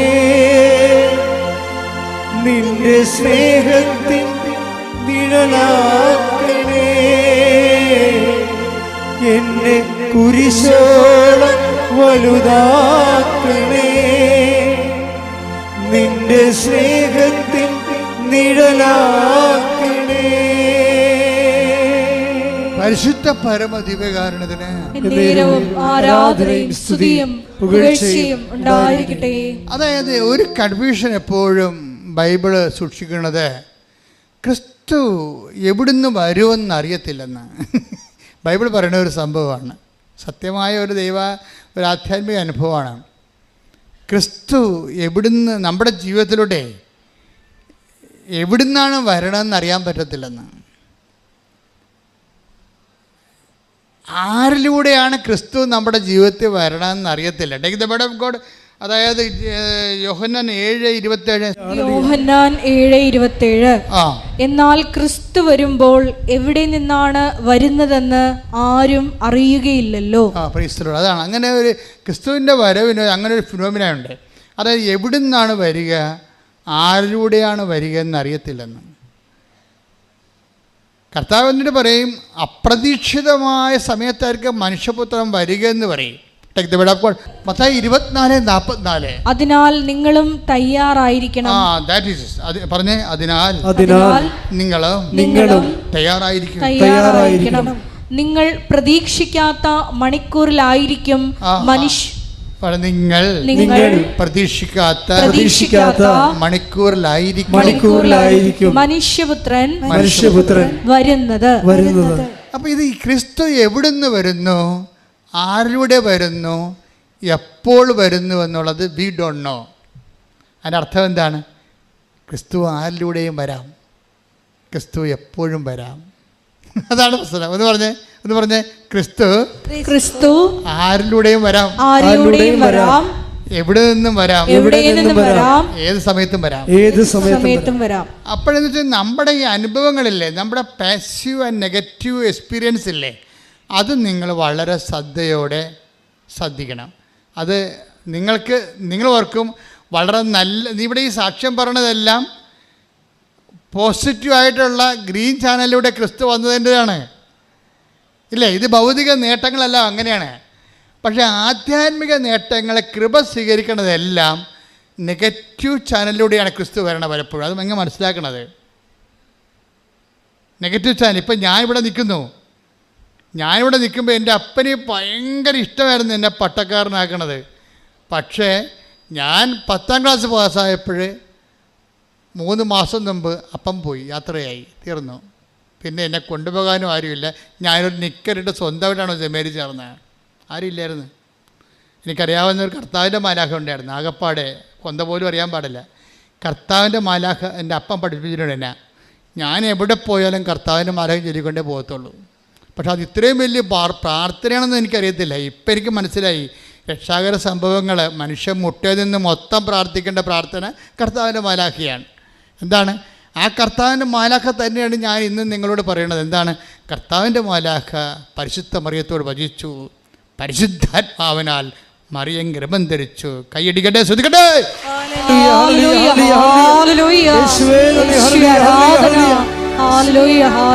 ദാസിയുടെ താഴ്മ തൃക്കൺ പാർത്ത ഉന്നതൻ ദാസരെ ഉയർത്താൻ എഴുന്നള്ളുകയാ. ദാസിയുടെ താഴ്മ തൃക്കൺ പാർത്ത ഉന്നതൻ ദാസരെ ഉയർത്താൻ കേഴും നൽകയാ. എന്തൊരാനന്ദം എന്തൊരാനന്ദം അമ്മ മേരിയൊപ്പം ആരാധിക്കുമ്പോ. എന്തൊരാനന്ദം എന്തൊരാനന്ദം അമ്മ മേരിയൊപ്പം ആരാധിക്കുമ്പോ. പരിശുദ്ധ പരമദിവ്യകാരുണ്യത്തിന് ആരാധനയും സ്തുതിയും പുകഴ്ചയും ഉണ്ടായിരിക്കട്ടെ. അപ്പം മരിച്ചത് ഒരു നെഗറ്റീവ് കാര്യമാണല്ലേ? അപ്പം മരിച്ചത് പിന്നെ എന്താണ് അതിലൂടെ ഉണ്ടായ ഇമ്പാക്റ്റ് എന്താ? എൻ്റെ അപ്പൻ്റെ മരണത്തിലൂടെ ഉണ്ടായ ഇമ്പാക്റ്റ് എന്താണ്? എൻ്റെ കോൺഫിഡൻസ് തകർന്നു പോയി. നിൻ്റെ അപ്പൻ മരിച്ചാലും നിൻ്റെ കോൺഫിഡൻസ് തകർന്നാലും തകരാത്ത ഒരു ആളാണ് ക്രിസ്തു. കൈയടിക്കട്ടെ, ശ്രദ്ധിക്കട്ടെ.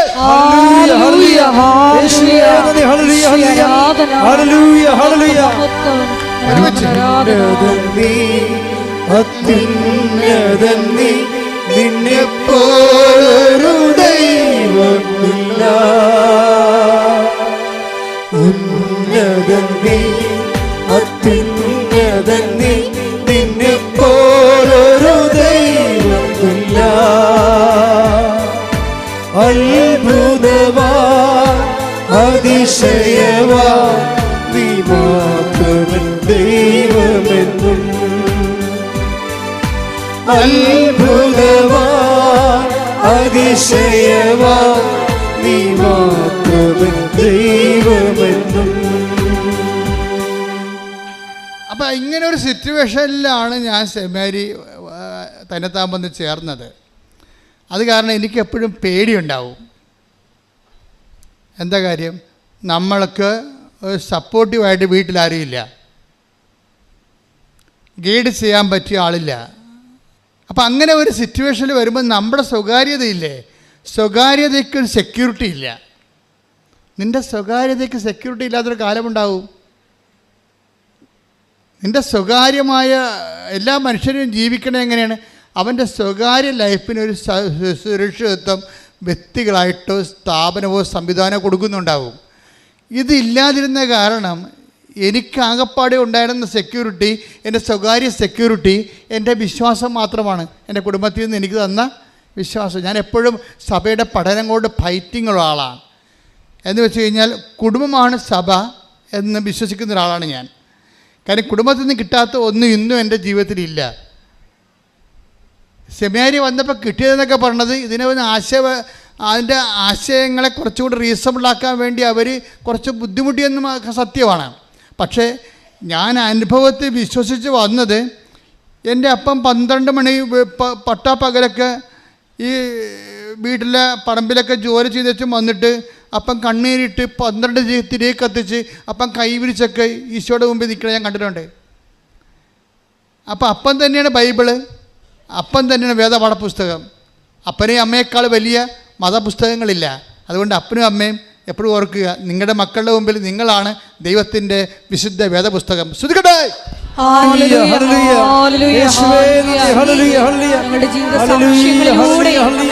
മാതൃകയാകുവാൻ ഈ ആരാധനയിലൂടെ ഞങ്ങളെ അഭിഷേകം ചെയ്യണമേ.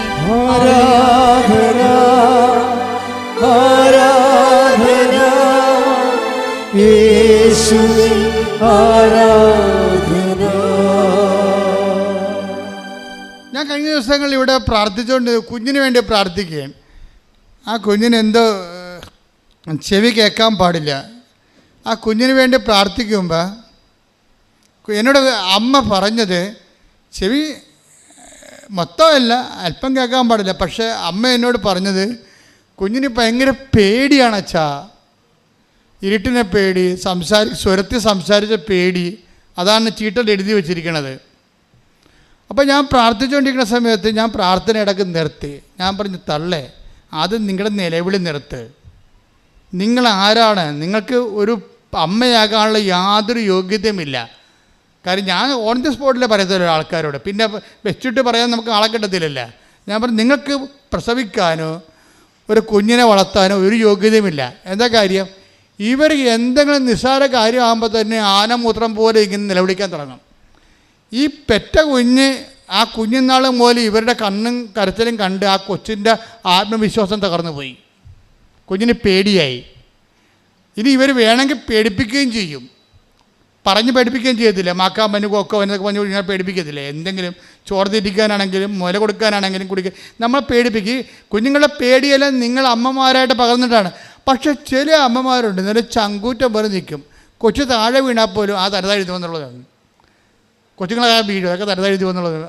നമ്മൾ ചെന്നാൽ മാത്രമേ നിലവിളിക്കത്തില്ല, അല്ലെങ്കിൽ ആ കൊച്ചു തരതാഴുന്നിട്ട് വരുവേ. നമ്മൾ എൻ്റെ അമ്മോ മകളെ എന്നും പറഞ്ഞാൽ ഓടി ചെല്ലുമ്പോഴത്തേനും കൊച്ചു കയറാൻ തുടങ്ങും. നമ്മൾ ചെല്ലാനുണ്ടെങ്കിൽ കയറാൻ തുടങ്ങും കൊച്ചിന്, കാരണം സ്വരം കൂടും. നമ്മൾ മൈൻഡ് ചെയ്യില്ല. ആരും അമ്മ നിങ്ങൾക്കറിയാമോ, അങ്ങോട്ടും ഇങ്ങോട്ടും കൊച്ചു നോക്കിയിട്ട് അങ്ങോട്ടും കൊച്ചു അമ്മനെ കണ്ടില്ലെങ്കിൽ തന്നെത്താഴ്ന്നിട്ട് ഒരു സംഭവം. അപ്പം നമ്മൾ എപ്പോഴും ശ്രദ്ധിക്കേണ്ട കാര്യം, കുഞ്ഞുങ്ങളുടെ ആത്മവിശ്വാസം കെടുത്തണമൊന്നും ചെയ്യരുത്, മാനുഷികമായ ഭാഷയെ പറഞ്ഞാൽ.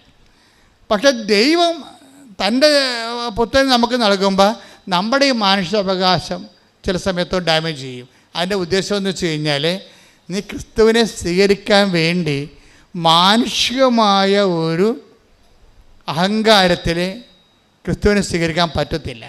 താമറിനായാലും റൂത്തിനായാലും ഒക്കെ ഈ മനുഷ്യാത്മാവ് ലോകാത്മാവിത്തിൽ കൂടുതലാണ്. അതുകൊണ്ട് മറിയത്തിൻ്റെ അടുത്ത് വന്നപ്പോൾ മറിയം ആണ് ഒത്ത ആളായിട്ട് ദൈവത്തിന് കിട്ടിയത്. മറിയം ചില്ലറപ്പുള്ളിയല്ലേ. മറിയം എന്തെങ്കിലും പറഞ്ഞാൽ സമയമായെന്ന് മറിയം പറഞ്ഞാൽ എന്തുകൊണ്ടാണ് കർത്താവും പറയണത്? സമയമായെന്ന് അമ്മ പറഞ്ഞാൽ സമയമായി എന്ന് പറഞ്ഞാൽ എന്താ? മറിയത്തിന് വിട്ടങ്ങനെ ദൈവത്തിന് ചെയ്യാൻ പറ്റത്തില്ല. എത്ര 4000 കൊല്ലത്തെ സ്ത്രീകളെ മുഴുവനും ഇൻ്റർവ്യൂ ചെയ്ത് മാറ്റിയിട്ടല്ലേ ഈ ആളെ എടുത്തിരിക്കണത്. അപ്പോൾ ആൾ ചില്ലറപ്പുള്ളിയൊന്നും അല്ലല്ലോ. അതാണ് വിഷയം. ആളെ മനസ്സിലാക്കണം നമ്മൾ ആദ്യം.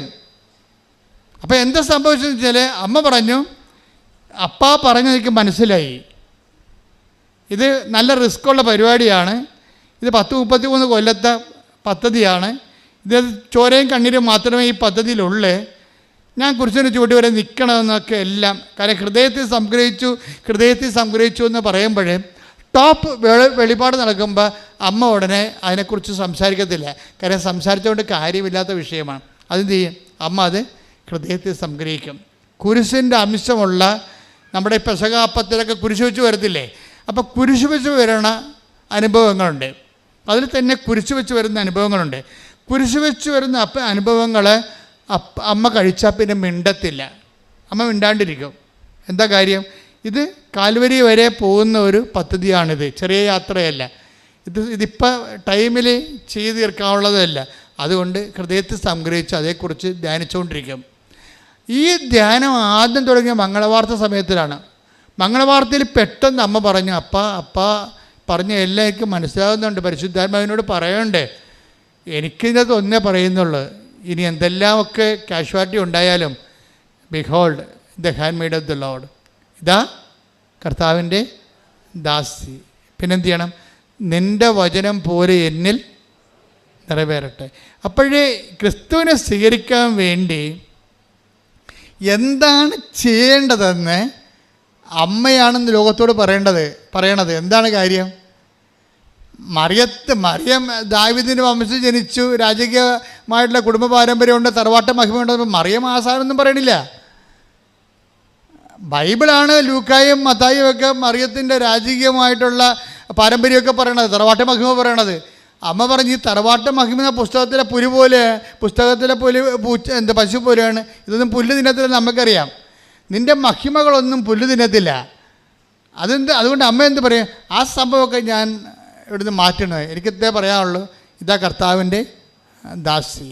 നിങ്ങൾ പരാജയപ്പെടുമ്പോഴും തോക്കുമ്പോഴും അമ്മയോട് ചേർന്ന് ആ പ്രാർത്ഥന പ്രാർത്ഥിക്കണം. എന്താണ്? ഇതാ കർത്താവിൻ്റെ ദാസി, നിൻ്റെ വചനം പോലെ എന്നിൽ നിറവേറട്ടെ. അപ്പോഴെന്ത് പറയും? അപ്പോൾ നീ ക്രിസ്തുവിനെ നീ സ്വീകരിച്ചിരിക്കും. കയ്യടിക്കടെ സ്തുതിക്കട്ടെ. ഹല്ലേലൂയ.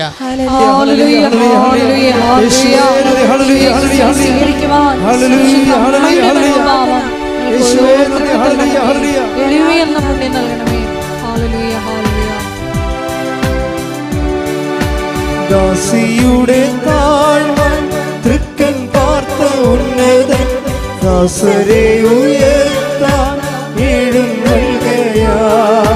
ദാസിയുടെ താഴ്മ ലാസരെ ഉയർത്താൻ എഴുന്നള്ളുകയാ. എന്തൊരാനന്ദം എന്തൊരാനന്ദം അമ്മ മേരിയൊപ്പം ആരാധിക്കുന്നു. എന്തൊരാനന്ദം എന്തൊരാനന്ദം അമ്മ മേരിയൊപ്പം ആരാധിക്കുന്നു. പരിശുദ്ധ പരമദിവ്യകാരുണ്യത്തിന് നേരവും ആരാധനയും സ്തുതിയും പുകഴ്ചയും ഉണ്ടായിരിക്കട്ടെ. ഡോക്ടർ അള്ളിൻ ആ സാക്ഷ്യത്തിലെ കൂടെ പറയുന്നൊരു കാര്യമുണ്ട്. അതെന്ന് എല്ലാം പറഞ്ഞു തീർന്നിട്ട് ഞാൻ സാക്ഷ്യത്തിൻ്റെ ഓരോ ഭാഗങ്ങൾ ഈശോ തരണമനുസരിച്ചിട്ട് ഞാൻ നിങ്ങളോട് ഷെയർ ചെയ്യാം. ഇവർ അവസാനം പറയുന്ന ഭാഗമാണ് ഇപ്പം എൻ്റെ മനസ്സിൽ വരുന്നത്. ഇവർ പറയണത് എല്ലാം പറഞ്ഞു കഴിഞ്ഞിട്ട് ഇവർ പറയും, നിങ്ങൾക്ക് ഇതൊരു സാക്ഷ്യമാകാം, പക്ഷേ എനിക്കിതൊരു ജീവിതമാണ്. എന്ത് രസം കേൾക്കാൻ. അപ്പോൾ എന്ത് ചിന്തിച്ചാണ് അവർ പറയണത്? നിങ്ങൾക്ക് പലരും പറയണ പോലെ ഇതൊരു സാക്ഷ്യമായിട്ട് വരും, പക്ഷേ എന്നെ സംബന്ധിച്ചിടത്തോളം ഇതൊരു ജീവിതമാണ്. ഞാൻ ക്രിസ്തുവിനെ നേടാൻ വേണ്ടി ദൈവം എന്നെ വ്യത്യസ്തങ്ങളായ ട്രീറ്റ്മെൻറ്റിലൂടെ കടത്തിക്കൊണ്ട് പോകുന്ന എൻ്റെ ജീവിതമാണിത്. കാരണം ദൈവത്തെ സംബന്ധിച്ചിടത്തോളം ക്രിസ്തുവിനെ സ്വീകരിക്കാൻ ഒരു വ്യക്തിക്ക് ഒരു ഇൻഫ്രാസ്ട്രക്ചർ അല്ലെങ്കിൽ ഒരു ഭൗതികമായ സാഹചര്യം ഉണ്ടെന്ന് കണ്ടാൽ അത് ശരി പറയല്ലോ, ഈ പ്രാർത്ഥിച്ചാൽ പിന്നെയും പ്രശ്നം കൂടുകയോ ഉള്ളെന്ന് ചില ആൾക്കാർ പറയും. ചില വിഡ്ഢികൾ പറയത്തില്ലേ, ഓ ഇനി പ്രാർത്ഥിച്ചു കഴിഞ്ഞാൽ പ്രശ്നം കൂടുകയാണല്ലോ ആൾക്കാർ പറയണത്. ചിലർക്കത് ശരിയാണ്. എന്താ കാര്യം വെച്ച് കഴിഞ്ഞാൽ, നിങ്ങൾ ഓക്കെയാണെങ്കിൽ നിങ്ങളൊക്കെ ക്രിസ്തുവിനെ നേടാനുള്ള ഒരു കൂടുതൽ ഒരു ചാൻസ്, ഒരു പരുവപ്പെടൽ ഉണ്ടെങ്കിൽ, ഒരു 30 മേനി വിളയുമെങ്കിൽ ക്രിസ്തു നോക്കും അത് 60 മേനിയാക്കാൻ പറ്റുമോ എന്ന് നോക്കും. 60 മേനി കൃപ വിളയണ ആളാണെങ്കിൽ ക്രിസ്തു പറയും 100-ന് ചാൻസുള്ള ആളാണ്, വെയിറ്റ് ചെയ്യാൻ പറയാം. അപ്പം നമുക്ക് കിട്ടുന്ന അനുഭവം എന്താ? നെഗറ്റീവ് അനുഭവങ്ങളാണ്. നമ്മളപ്പോൾ എന്ത് ബുദ്ധിയില്ലാത്തത് പറയും, ഓ ഞാൻ ഇത്രയും പ്രാർത്ഥിച്ചു, ഉപവസിച്ച് രോഗികളെ കണ്ട് അവരെ പരിചയിച്ചിട്ട് അവസാനം ഇതൊന്നും ചെയ്യാത്ത ആൾക്കാർക്കാണല്ലോ നേട്ടങ്ങളും സാക്ഷ്യങ്ങളും. എന്നെയൊക്കെ സംബന്ധിച്ച് അത്തരം വളർച്ച എനിക്കില്ലല്ലോ എന്ന് പറയും. ശരിയാണത്, ശരി തെറ്റില്ല അതിനകത്ത്. പക്ഷേ എന്താ പ്രശ്നം വെച്ചാൽ, നീ 60 മേനി കാഴ്ചയില്ലേ, അപ്പം നീ തൃപ്തിയല്ലേ? ക്രിസ്തു നിൻ്റെ കാര്യത്തിൽ തൃപ്തിയില്ലാത്ത ആളാണ്.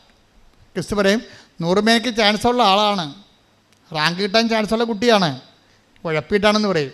അപ്പോൾ ടീച്ചർമാർ പറയത്തില്ലേ മോഡൽ എക്സാം കഴിയുമ്പോൾ പറയും, റാങ്ക് കിട്ടാൻ ചാൻസുള്ള ആളാണ് കേട്ടോ, ഉഴപ്പരുതേ, സ്കൂളിൻ്റെ പേര് കളയരുതേ എന്ന് പറയും. ടീച്ചർമാർ പറയും. അവരെ കുറ്റം പറയാൻ പറ്റത്തില്ല, അവരുടെ അധ്വാനമല്ലേ. അവരുടെ സ്കൂളിന് പേരുണ്ടെങ്കിൽ മാത്രമേ ആ സ്കൂളിലേക്ക് പിള്ളേരെ വിടത്തുള്ളൂ മാതാപിതാക്കന്മാർക്ക്. അവിടെ ജീവൽ പ്രശ്നമാണ്. അവിടെ മാത്രമല്ല, അവിടെ സ്ഥാപനത്തിന് ജീവൽ പ്രശ്നമാണ്. എന്ന് വെച്ച് കഴിഞ്ഞാൽ സ്ഥാപനത്തിൻ്റെയും അത് പഠിപ്പിക്കുന്ന ടീച്ചർമാരുടെ എല്ലാവരുടെയും ഭാവിയാണ്. അതുകൊണ്ട് കുഞ്ഞുങ്ങളുടെ നിലവാരത്തിൽ നിലർത്തുക എന്നുള്ളത് പ്രധാനപ്പെട്ട കാര്യം തന്നെയാണ്. പക്ഷെ അതുപോലെ തന്നെ ദൈവത്തെ സംബന്ധിച്ചിടത്തോളം നിനക്ക് സാധാരണ ലേഡീസിനോടും സാധാരണ പുരുഷന്മാരോടും ചെയ്യുന്നതിനേക്കാൾ കുറച്ചുകൂടി നെഗറ്റീവായിട്ട് നീതിയില്ലാതെയും ദൈവം നിന്നോട് ചെയ്തെന്ന് വിചാരിച്ചോ? നീതിയില്ലാതെ ദൈവം നിന്നോട് ചെയ്തെന്ന് വിചാരിച്ചോ? എന്നിട്ടും നീ ഒരു വാക്കും മിണ്ടണില്ല. അത് ദൈവമല്ലേ, ദൈവത്തിന് ഇഷ്ടംപോലെ ചെയ്യത്തില്ലേ, ദൈവം കൈവിട്ട് കളയത്തില്ല, അതൊക്കെ ദൈവമല്ലേ. ഞാനെന്തിനാ അതൊക്കെ പറയണത്? കർത്താൻ ഇഷ്ടമുള്ള അപ്പോഴേ ദൈവത്തിന് മനസ്സിലാവും, ഇത് 30 മേനിയാണല്ലോ ഈ സംഭവം, ഇതിനെ 60 മേനിയാക്കാൻ ചാൻസ് ഉണ്ടല്ലോ എന്ന് പറയും. കാര്യം ഭൗതിക വിഷയങ്ങൾ വെച്ചുകൊണ്ട് ദൈവത്തെ അളക്കാതിരിക്കുകയും പരാജയങ്ങളെ ദൈവത്തിൻ്റെ നാമത്തിൽ ആശ്രയിച്ചുകൊണ്ട് അപ്പോഴും വിശ്വാസത്തെ മുൻതൂക്കം കൊടുച്ചുകൊണ്ട് ദൈവത്തെ മഹത്വപ്പെടുത്തി ജീവിക്കുമ്പോൾ അവർക്ക് പിന്നെയും ക്ലേശങ്ങളുണ്ടാവും. തീർച്ചയായിട്ടും ഉണ്ടാവും. എനിക്ക് ഈ ശരീരത്തിൽ 4-5 രോഗങ്ങളുണ്ട്, നിങ്ങൾക്കറിയാമല്ലോ. അപ്പോൾ അങ്ങനെ വരുമ്പോൾ എന്തുകൊണ്ടാണ് നിങ്ങൾ പ്രാർത്ഥിക്കുമ്പോൾ പഠനം നിങ്ങൾ കേൾക്കും, ഞാൻ പ്രാർത്ഥിച്ച അപ്പോൾ തന്നെ അമ്മ 2 പഞ്ഞെടുത്ത് അമ്മ 2 ചെവിയിലും വെച്ചോണ്ടിരിക്കും. എല്ലാം പറഞ്ഞാൽ എന്ന് ചോദിക്കും, മിണ്ടത്തില്ല. ഞാൻ ഈ അഭ്യാസം എനിക്ക് നേരത്തെ അറിയാവുന്ന കാരണം ഞാൻ അങ്ങനെ പറയാറുമില്ല. ഞാൻ ശുശ്രൂഷ മര്യാദ കൊണ്ടുപോയി ഉള്ള ശക്തി തന്നാൽ മതി, വേറെ പ്രശ്നങ്ങളൊന്നും ഇല്ലെന്ന് പറയും. കാര്യം എന്താ? ആളെ ഞാൻ നേരെ കണ്ടതാണ്, എനിക്കറിയാം ഈ ജീവിതം പുച്ചുക്കും ചൂണ്ടാൻ പോവാണെന്ന്. നമുക്ക് ലഭിക്കാതിരിക്കുന്ന മഹത്വത്തെ കുറിച്ച് ഓർക്കുമ്പോൾ ഇന്നത്തെ കഷ്ടതകൾ തുലം നിസ്സാരമാണ്. കൈയടിച്ച് തുതിക്കട്ടെ. ഹല്ലേലൂയ, ഹല്ലേലൂയ, ഹല്ലേലൂയ, ഹല്ലേലൂയ. യേശുവേ നന്ദി. ഹല്ലേലൂയ, ഹല്ലേലൂയ.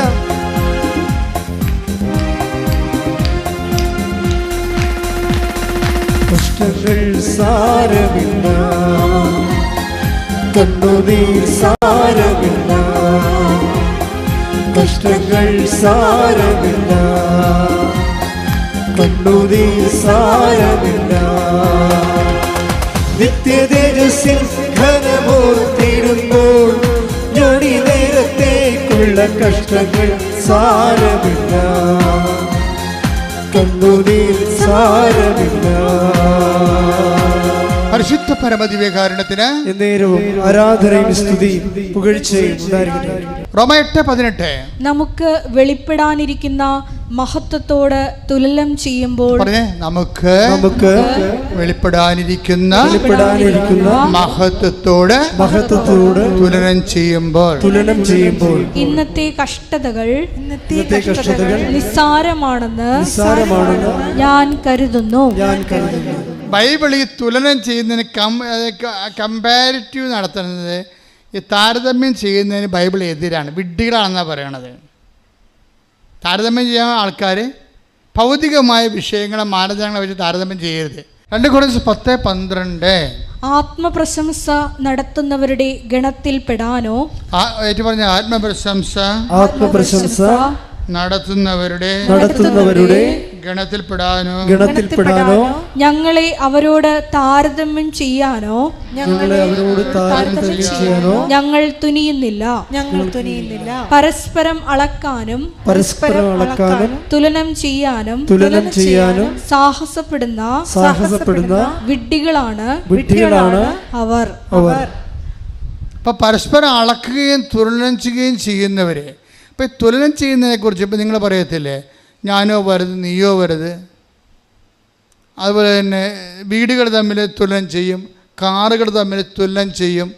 നിങ്ങൾ ഉടമ്പടി എടുക്കുകയും ജഡിക മനുഷ്യരായി തുടരുകയും ചെയ്യും. അതുകൊണ്ടാണ് ക്രിസ്തുവിന് നിങ്ങൾക്കൊന്നും ചെയ്യാൻ പറ്റാതെ വരുന്നത്. കാര്യം എന്താണ്? പരസ്പരം ജഡിക മനുഷ്യരാണോ അല്ലയോ എന്നറിയണമെങ്കിൽ നിങ്ങളെ ശരിക്കും പേരുകെട്ട വായി നോക്കികളായിരിക്കും. ശരിക്കും പറഞ്ഞാൽ വായി നോക്കികളെന്ന് പറഞ്ഞു കഴിഞ്ഞാൽ ഈ അണിൻ്റെ പിടിൻ്റെ മുഖത്ത് നോക്കണമല്ല. പുറത്തിറങ്ങിയ നിങ്ങളുടെ അടുത്തുള്ള വീടൊക്കെ എത്ര നിലയുണ്ട്, അവിടെ വീട്ടിൽ ചെല്ലുമ്പോൾ എത്ര മുറിയുണ്ട്, അവിടെ കാർ ഏത് കമ്പനിയാണ് എന്നൊക്കെ നോക്കണം. അതാണ് വായി നോട്ടം എന്ന് പറയുന്നത്. ഇനി വായി നാറ്റമെന്നും പ്രധാനമുണ്ട്. പല്ല് തേക്കാതെ നടക്കണ വായിക്കല്ല. എന്ത് പറഞ്ഞാലും ആൾക്കാരുടെ കുറ്റം പറയണ വായി നാറ്റം എന്ന് പറയണത്. ഉടമ്പടി എടുത്തിട്ട് വായി നോട്ടവും വായി നാറ്റവും ഉണ്ടെങ്കിൽ കുറച്ച് താമസിക്കും ഈ ഉടമ്പടി റൈപ്പായി എടുക്കാൻ. കാര്യം നിങ്ങൾ ജഡിക മനുഷ്യരാണെന്ന് ദൈവം പറയും. കാര്യം നിങ്ങൾ തുലനം ചെയ്യുന്നു. ഇപ്പം നിങ്ങൾ കെട്ടിയെടുത്ത് കാനഡയിൽ പോകാൻ പോണത് ആൻറ്റിയുടെ മക്കൾ പോയത് കൊണ്ടല്ലേ. അവർ മര്യാദയ്ക്ക് എവിടെയെങ്കിലും ഉദ്യോഗസ്ഥം മേടിച്ചെങ്കിൽ അവർ നിങ്ങൾ പോകത്തില്ല. അവർ 10 പുത്തം കൊണ്ടുവന്ന് കഴിയുമ്പോൾ അവരെയും നിങ്ങളുടെ കയ്യിൽ അഭ്യാസം കാണിക്കും. വലിയ ആവശ്യമില്ലെങ്കിലും വലിയ വീടൊക്കെ ഉണ്ടാക്കും. അപ്പോൾ പിന്നെ നാട്ടുകാർ നോക്കുമ്പോൾ നിങ്ങളുടെ വീടാണെന്ന് പറഞ്ഞാൽ ആ വീട്ടിൽ കയറി ഞങ്ങളെ നിങ്ങളുടെ വീടാണെന്ന് വിചാരിച്ച് അവിടെ പോയെന്ന് പറയും. വല്ല കാര്യമുണ്ടാ? പിന്നെ നിങ്ങൾ അവിടെ നിർത്തിക്കൊണ്ട് അവിടെ തന്തയ്ക്ക് വിളിക്കും. അപ്പോൾ ഉടമ്പടി പഴയ മനുഷ്യരായിട്ട് തുടരുന്ന ഒത്തിരി ആൾക്കാരുണ്ട്.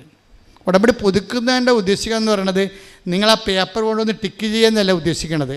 നിങ്ങൾ ഈ ജഡിക മനുഷ്യരിൽ നിന്ന് ക്രിസ്തുവിനെ സ്വീകരിക്കുന്ന, സർവോപരി ഒന്നാമതായി ക്രിസ്തുവിനെ നേടുന്ന, ക്രിസ്തുവിനെ നേടാൻ വേണ്ടി എല്ലാം കുപ്പയെ കരുതുന്ന ആത്മീയ മനുഷ്യരാണെങ്കിൽ നിങ്ങൾക്ക് തുലനം ചെയ്യാൻ വേണ്ടി ദൈവം തന്നിരിക്കണത് എന്താണ്? നമുക്ക് ലഭിക്കാതിരിക്കുന്ന മഹത്വത്തെക്കുറിച്ച് ഓർക്കുമ്പോഴേ, തുലനം ചെയ്യുമ്പോഴേ. അതാ റോമർ 8:18 എന്ന് പറഞ്ഞാൽ നമുക്ക് ലഭിക്കാനിരിക്കുന്ന മഹത്വത്തെക്കുറിച്ച് തുലനം ചെയ്യുമ്പോൾ അവിടെയാണ് തുലനം വരണത്. എന്തെങ്കിലും തുലനം ചെയ്യാനുണ്ടെങ്കിൽ വീട്, ജോലി, കാറ്, ആരോഗ്യം, സൗന്ദര്യം, ഇങ്ങനെ അഴിഞ്ഞു പോണ കാര്യങ്ങളൊന്നുമല്ല തുലനം ചെയ്യേണ്ടത്. നിങ്ങൾ അങ്ങനെ തുലനം ചെയ്യുന്നവരാണ് നിങ്ങളെങ്കിൽ ദൈവത്തിൻ്റെ കണക്ക് പുസ്തകത്തിൽ നിങ്ങൾ ജഡികരെന്ന് പറയും. ജഡാത്മാവിനെ, ഇപ്പം ദൈവാത്മാവിനെ നയിക്കപ്പെടുന്നവർ റോമ 8:14 അനുസരിച്ച് കൊണ്ട് ദൈവത്തിൻ്റെ മക്കളാണെങ്കിൽ തീർച്ചയായിട്ടും ലോകാത്മാവിനെ നയിക്കപ്പെടുന്നവർ ലോകത്തിൻ്റെ സന്തതികളാണ്. ലോകത്തിൻ്റെ സന്തതികളാണെങ്കിൽ കവനൻ്റ് ചെയ്തെന്ന് പറഞ്ഞാൽ പോലും, അതായത് ലോകത്തിനും ഈ ലോകാരൂപി മൂക്കനാണ് ദുഷ്ടാരൂപി എന്ന് പറയണത്. നിനക്കറിയാലോ, ഒരിക്കലും ഡയറക്റ്റായിട്ട് ദുഷ്ടാരൂപി നമ്മളിലേക്ക് വരത്തില്ല. കാര്യം നമുക്ക് ജ്ഞാനസ്ഥാനം, കുംഭസാരം, കുർബാനം, കൂദാശ ജീവിതമൊക്കെ ഉള്ളതാണല്ലോ. അതുകൊണ്ട് ഡയറക്റ്റായിട്ട് ദുഷ്ടാരൂപി കയറി പിടിക്കത്തില്ല. പക്ഷേ ദുഷ്ടാരൂപി അവിടെ ഒരു തന്ത്രം കാണിക്കുകയാണ് ചെയ്യണത്. എന്താ വെച്ചാൽ ലോകാരൂപിയെ കൊണ്ടുവന്ന് ആദ്യം പോസ്റ്റ് ഇടുക. അവനെ പോസ്റ്റ് ഇടുന്നത് എന്താണ്? ലോകാരൂപിയെ കൊണ്ടുവന്ന് പോസ്റ്റ് ഇടും. എന്ന് വെച്ച് കഴിഞ്ഞാൽ കൂട്ടുകാർ ഒരു ഇന്ന കോളേജിൽ പഠിച്ചു, എന്നിട്ട് അവൾ ഇവിടെ കുറേ കല്യാണം അവൾക്ക് വന്നതാണ്, ആ കല്യാണം ഒന്നും എടുത്തില്ല, എന്നിട്ട് അമേരിക്കൻ PR ഉള്ള ആളെ മാത്രമേ അവളെ കെട്ടിയുള്ളൂ. അത് കാരണം അവളും കൂട്ടുകാരെയും കൂടി ഫേസ്ബുക്കിൽ വാട്സപ്പിലുമൊക്കെ അവർ രണ്ടും കൂടി അവിടെ ഇവിടെയൊക്കെ കറങ്ങണ ഫോട്ടോ ഇടുമ്പോൾ നീ ഓർക്കും, ദൈവമേ. ചില പറയും, അതിന് അവൾ പറയും, എടി പ്രസവിക്കണമെങ്കിൽ ഇവിടെ വന്ന് പ്രസവിക്കണം. എടി അയ്യോ ആണ്, അവിടെയാണ് പ്രസവിക്കേണ്ടത്. ഇത്രയും നാൾ ഇവിടെ പ്രസവിക്കാമെന്ന് നമ്മൾ വിചാരിച്ചിരിക്കുന്നത്. ഇപ്പോൾ കൂട്ടുകാരത്തി പറഞ്ഞാൽ അവിടെ പോയി പ്രസവിക്കണം. അപ്പം അവിടെ വന്ന് പ്രസവിച്ചാൽ എന്താ കുഴപ്പം? അല്ല, അവിടെ വന്ന് പ്രസവിച്ചാൽ ഇവിടുത്തെ പിന്നെ മൊത്തം ആനുകൂല്യം കിട്ടും. ദൈവമേ, നമ്മുടെ കയ്യിൽ നിന്ന് കാഴ്ച പോകല്ലേ ഇവിടെ പ്രസവിച്ചാൽ. അപ്പം പിന്നെ ഐഡിയ മാറി. ഇവിടെ പ്രസവിച്ചാൽ നമ്മുടെ കയ്യിൽ നിന്ന് കാശ് പോവില്ല. കാര്യം ഇപ്പം നാട്ടുകാർക്കും വീട്ടുകാർക്കും വേണ്ടി നമുക്ക് ഈ മെഡിക്കൽ കോളേജിൽ പോയി പ്രസവിക്കാൻ പറ്റുമോ? പ്രസവിക്കാൻ കൊച്ചൊക്കെ പുറത്ത് വരുവേ. അതല്ല പ്രശ്നം. ഇവിടുത്തെ ബന്ധുക്കാർ കാണാൻ പറ്റത്തില്ല, അതല്ലേ പ്രശ്നം. അതുകൊണ്ട് നമ്മളെടുത്ത് മെച്ചമായ ഹോസ്പിറ്റലിൽ പോയിട്ട് ആദ്യം മുറി ബുക്ക് ചെയ്യും. മുറി ബുക്ക് ചെയ്ത് എന്താ കാര്യം എന്താ? ബന്ധുക്കൾക്ക് വരണ്ടേ, കൊച്ചിനെ കാണണ്ടേ, അവരുടെ സ്റ്റാറ്റസിനെ പറ്റിയ മുറി. അപ്പം നമ്മൾ ഓപ്പറേഷൻ എല്ലാം ഈ പ്രസവം എല്ലാം കഴിഞ്ഞ് വീട്ടിൽ വന്ന് ബന്ധുക്കളെ സ്വന്തപ്പെട്ടവരെല്ലാവരും അവരുടെ സ്റ്റാറ്റസൊക്കെ തൃപ്തിപ്പെടുത്തി വീട്ടിൽ വരുമ്പോൾ നമ്മുടെ കിഡ്നി കൊണ്ട് ആശുപത്രിക്കാർ പോകും. അതില്ല, അവരടിച്ച് മാറ്റി. കരുത്തേക്ക് കാശാകത്തല്ലേ. ഒരു ദിവസം 16 രൂപയൊക്കെ 4000, 3000 രൂപയൊക്കെ മുറുക്കി ചാർജ് വരികയാണ്. അപ്പോൾ ഈ ലോകത്തിൻ്റെ ഒരു അഭ്യാസമുണ്ട്. ഈ അഭ്യാസത്തിൻ്റെ കൂടെ നിന്ന് കഴിയുമ്പോൾ, കുറേ നാൾ നിന്ന് കഴിയുമ്പോൾ നമ്മൾ ഓർക്കും നമ്മളത്ര കുറഞ്ഞ പുള്ളിയൊന്നും അല്ലെന്ന് ഓർക്കും. നമ്മളത്ര കുറഞ്ഞ പുള്ളിയല്ല. ഇതാണ് ലോകാരൂപി എന്ന് പറയണത്. ഈ ലോകാരൂപിയായിട്ടാണ് ആദ്യം വരണത്. ഇവൻ തലേ തുണിയിട്ടുണ്ട്, പാത്ത് കുടയും പിടിച്ചൊക്കെ വരും. അകത്ത് കയറി കഴിഞ്ഞിട്ട് കുടയും തുണിയും മാറ്റുമ്പോൾ മാതാവ് പിശാചാണല്ലോ ഇരിക്കണമെന്ന് അപ്പോഴും നമ്മൾ അറിയത്തുള്ളൂ. ഇപ്പം വരുമ്പോൾ അറിയത്തില്ല, ലോകാരൂപിയായിട്ടേ വരത്തുള്ളൂ. പക്ഷേ ഇവൻ അവിടെ ഇരുന്ന് മൂത്ത് ദുഷ്ടാരൂപിയായിട്ട് കൺവേർട്ട് ചെയ്യപ്പെടും. ദുഷ്ടാരൂപിയായി കഴിഞ്ഞാൽ പിന്നെ ആര് നന്നാകുമ്പോഴും നമുക്ക് നെഞ്ചുവേദന ഉണ്ടാകും. അവിടെ പ്രശ്നം. അവർക്ക് ശമ്പളം പെൻഷൻ കിട്ടിയില്ലെന്ന് പറയുമ്പോൾ നമുക്ക് ഭയങ്കര സന്തോഷം. അയ്യോ പിശാചിന് പെൻഷൻ കിട്ടാനിരുന്ന ഭാഗം. ഇപ്പോൾ പെൻഷൻ കിട്ടിക്കഴിഞ്ഞാൽ നമ്മുടെ തലയിൽ നിറങ്ങും. അപ്പോൾ തള്ളക്ക് പെൻഷൻ കിട്ടില്ലെങ്കിൽ പോലും അമ്മയും മകരുമൊക്കെ സന്തോഷമാണ്. ഒരു സന്തോഷ വാർത്ത എന്താണ്? അമ്മയുടെ പെൻഷൻ കിട്ടിയില്ലെന്ന്. അതല്ലേ എന്താ? പെൻഷൻ കിട്ടിക്കഴിഞ്ഞാൽ പെമ്മക്കൾ മേടിക്കാൻ വേണ്ടി വരും. പിന്നെ ഈ പെമ്മക്കളുടെ അമ്മയുടെയും 10 ക്ലാസ് ഞാൻ കാണണം. തള്ളക്ക് പെൻഷൻ കിട്ടിയില്ലെങ്കിൽ അത്രയും സമയം ഞാൻ ഉടമ്പടി എടുത്തതാണ്. പക്ഷേ പെൻഷൻ കിട്ടിയില്ലെങ്കിൽ അതൊരു കെറ്റിക്കാര്യമല്ലേ. പെൻഷൻ കിട്ടിയില്ലെങ്കിൽ നിൻ്റെ ഭർത്താവിൻ്റെ കയ്യിൽ നിന്ന് കാശ് പോവും. പക്ഷേ എന്നാലും മരുമകൾ നാത്തം കെട്ടിയെടുത്ത് വീട്ടിൽ വരത്തില്ലല്ല. അവളുടെ അമ്മയുടെ കൂടി 10 ക്ലാസ് ഞാൻ കാണണമല്ലോ എന്ന് ചോദിക്കുമ്പോൾ പെൻഷൻ കിട്ടാത്തപ്പോൾ ഒരു സന്തോഷം. കിട്ടാത്ത നെഗറ്റീവ് കാര്യത്തിന് പോലും സന്തോഷം വരികയാണ്. ഇതിനാണ് ദുഷ്ടാരൂപി എന്ന് പറയുന്നത്. പിടികിട്ടിയ ക്ലിയർ അല്ലേ? നിങ്ങൾക്ക് മനസ്സിലായല്ല? കൈയടിച്ച് ശ്രദ്ധിക്കട്ടെ.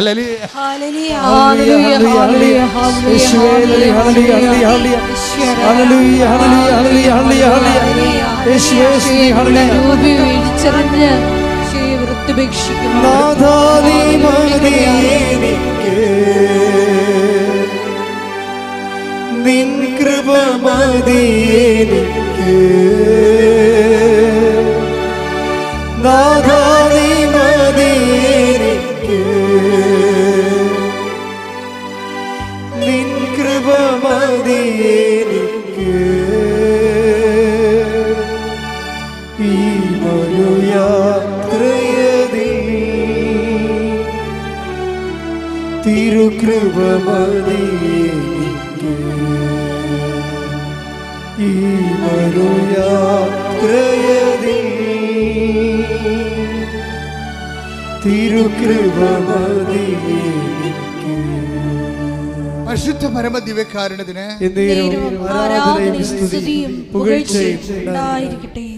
ഡോക്ടർ ആൽഡിൻ അടുത്ത സ്റ്റെപ്പ് എന്താണെന്ന് വെച്ച് കഴിഞ്ഞാൽ ഇവർ IELTS തോറ്റു.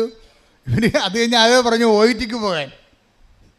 OIT നേഴ്സുമാർ പോണതാണ്, ഡോക്ടർമാർ പോണതല്ല ശരിക്കും പറഞ്ഞു. അപ്പം അവരവിടെ കുറഞ്ഞാലും ശരി, ഇത് കിട്ടിയാവുന്ന പോകാമില്ല എന്ന് വിചാരിച്ചുകൊണ്ട് അതിന് പോയെങ്കിലും അതിനും തോറ്റു. ഒരു MBBSകാർ OITക്ക് നോക്കേണ്ട ഒരു സിറ്റുവേഷൻ ഒന്ന് ചിന്തിച്ച് നോക്കി. അവർക്ക് എന്തുമാത്രം വിഷമം ഉണ്ടാകും, എന്തുമാത്രം പ്രയാസം ഉണ്ടാകും. തോറ്റു. പക്ഷേ ആളിനൊരു ഗുണമുണ്ട്. എന്ത് തോറ്റെന്ന് പറഞ്ഞാലും ആധ്യാത്മികമായിട്ട് ഇവൾ തോക്കത്തില്ല.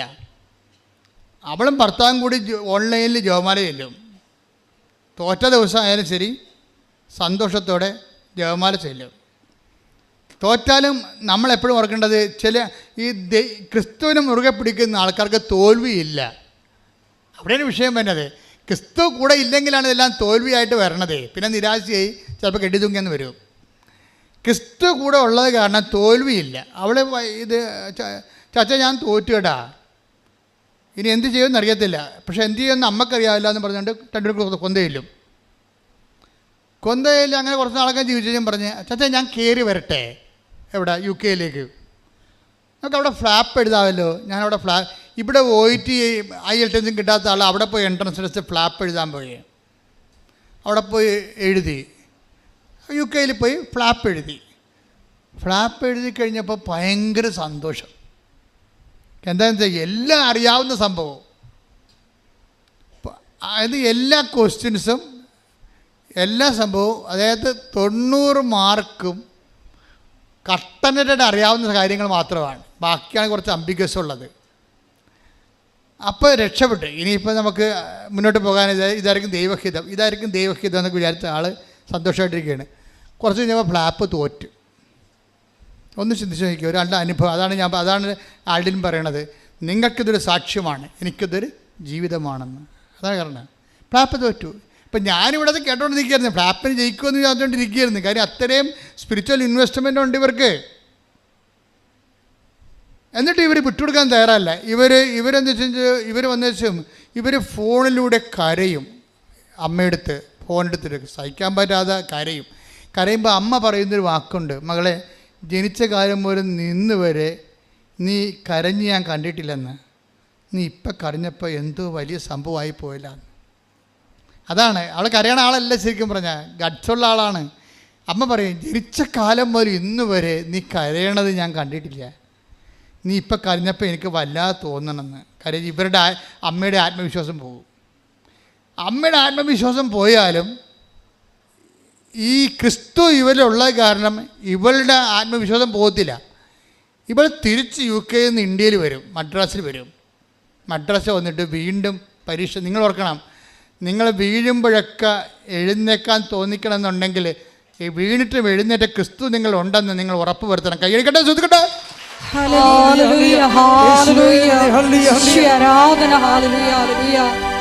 ജീവിതത്തിലെ തകർച്ചകളിൽ നിന്റെ കൈപിടിച്ച് മുന്നേറുവാൻ ആരാധനയോടെ ഞങ്ങൾ അഭിഷേകം ചെയ്യണമേ.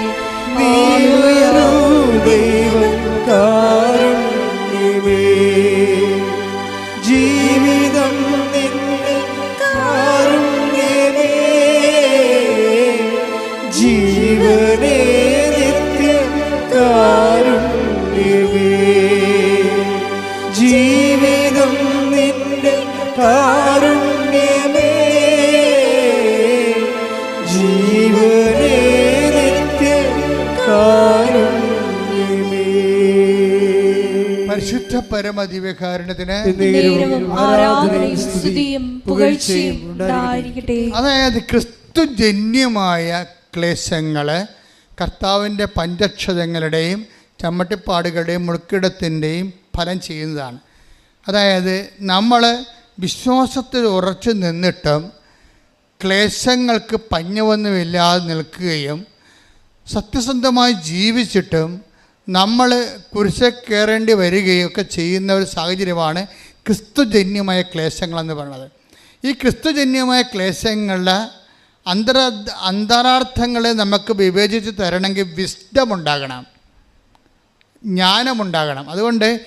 അതുകൊണ്ട് ആ ജ്ഞാനമെന്ന് പറയണത് ഇപ്പം സംഭവിക്കുന്നത് എന്താണെന്നുള്ളത് അറിവാണ്, എന്തിനാണെന്നുള്ളതാണ് ജ്ഞാനം. മനസ്സിലായില്ലേ? അത് പരിശുദ്ധാത്മാവാണ് നമുക്ക് പറഞ്ഞു തരേണ്ടത്. സംഭവിക്കണ എന്താണെന്നറിയാം, അത് അറിവാണ്. അറിവ് കൂടിക്കഴിഞ്ഞാൽ ആത്മഹത്യ ചെയ്യും, അത്രേ ഉള്ളൂ. പക്ഷേ സംഭവിക്കണത് എന്തിനാണെന്നറിയണം, അതിന് പരിശുദ്ധാത്മാവ് വേണം. അപ്പോൾ ഇവൾക്ക് പരിശുദ്ധാത്മാവ് ഇത്തിരി കൂടുതൽ പ്രവർത്തിക്കാൻ പറ്റിയ ഫോർമാറ്റാണ് ഇവളിലുള്ളത്. അതുകൊണ്ടാണ് ഇവൾ പതറാത്തത്. അവൾ കരഞ്ഞു എന്നുള്ള കാര്യം അവളുടെ അമ്മയടുത്ത് കരഞ്ഞെന്ന് നിസ്സാര കാര്യമാണ്. അവൾക്ക് സങ്കടം സഹിക്കുമ്പോൾ ഒരാളും കരഞ്ഞില്ല, അവളുടെ അമ്മയടുത്ത് കരഞ്ഞു, അത് ഇറ്റ്സ് ഓക്കെ. പക്ഷേ എന്നാലും തൻ്റെ ദൗത്യങ്ങളിൽ നിന്ന് പിന്തിരുന്നില്ല. അവൾ അടുത്ത ടിക്കറ്റ് എടുത്തിട്ട് നാട്ടിലോട്ട് പോരും. നാട്ടിൽ വന്ന് കൃപാസനം പത്രം മേടിച്ച് ഇവിടെ വന്ന് ഉടമ്പടി പുതുക്കിയിട്ട് ഇതിനെക്കുറിച്ച് ഗുണമോ ദോഷമോ അമ്മയോട് പറയത്തില്ല. ഇവിടെ ആളിരിപ്പുണ്ടല്ലോ, പറയാമല്ലോ, പറയത്തില്ല. കാര്യം ഇവളുടെ മനസ്സിൽ ആത്മാവ് പറയുന്നുണ്ട്, ദൈവത്തിൻ്റെ വഴികളിലൂടെ തന്നെ കൊണ്ടുപോവുകയാണ്. അപ്പോൾ നമുക്ക് പറയാനുള്ള ഒന്ന് മാത്രമേ ഉള്ളൂ, ഇതാ കർത്താവിൻ്റെ ദാസി എപ്പോഴും എന്ത് ചെയ്യും? മിണ്ടത്തില്ലല്ലോ, സംസാരിക്കത്തില്ല. അപ്പോൾ ഇവിടെ മിണ്ടാതെ പോയിട്ട് കൃപാസന പത്രം തമിഴ് പത്രം മേടിച്ച് കൊണ്ടുപോയി ആ മദ്രാസിൽ എല്ലായിടത്തും കൊടുത്ത് ചേന്നേലേക്ക് കൊടുത്ത് കഴിക്കുമ്പോൾ ഓട്ടോറിക്ഷക്കാർ ഇവരുടെ കരുത്തേക്ക് കയറി. നിങ്ങൾക്ക് നാണമുണ്ടാ? ഈ 10 മതം മാറ്റമാണ്, ആന കൂനെന്നൊക്കെ പറഞ്ഞ് ഇവരുടെ കരുത്തേക്ക് കയറിയാൻ. അപ്പോൾ ഡോക്ടർ ഇവരോട് ചോദിക്കും, നിങ്ങൾ എന്തുകൊണ്ട് ഈ പത്രം വാങ്ങിക്കുന്നില്ല എന്ന് എന്നോട് പറയണം. അവരോട് ഫൈറ്റാണ്, പത്രം കൊടുക്കാൻ വന്ന ആളാണ്.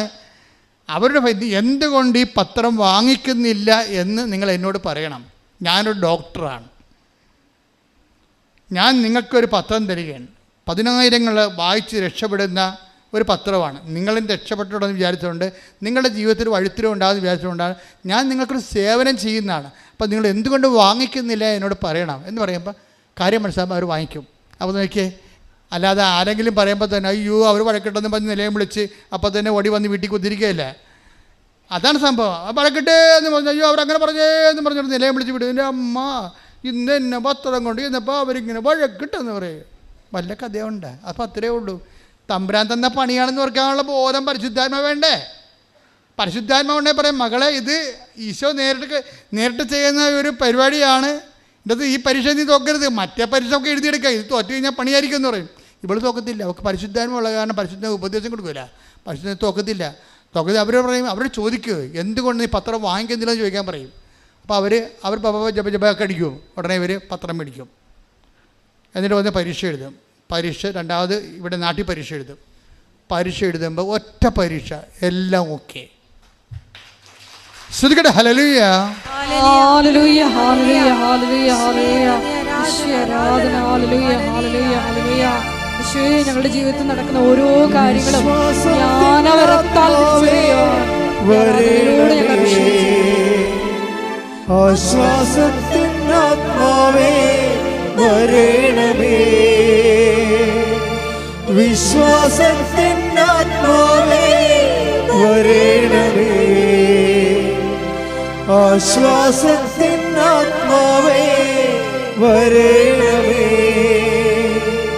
പരിശുദ്ധാത്മാവേ പാവനാത്മാവേ എൻ്റെ ഹൃദയത്തിൽ വന്നു വാഴണേ, പരിശുദ്ധാത്മാവേ പാവനാത്മാവേ എൻ്റെ ഹൃദയത്തിൽ വന്നു വാഴണേ.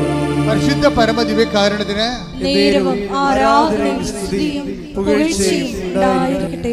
ഡോക്ടർ ആൾഡിനെ പറയുന്ന ഒരു വിഷയം, അവസാനം സാക്ഷ്യം കൺക്ലൂഡ് ചെയ്യുമ്പോൾ പറയുന്ന ഒരു വിഷയം, അവസാനത്തെ പരീക്ഷയാണ് ഞാൻ എൻ്റെ ജീവിതത്തിൽ എഴുതിയ ഏറ്റവും ടഫ് സബ്ജക്റ്റ്.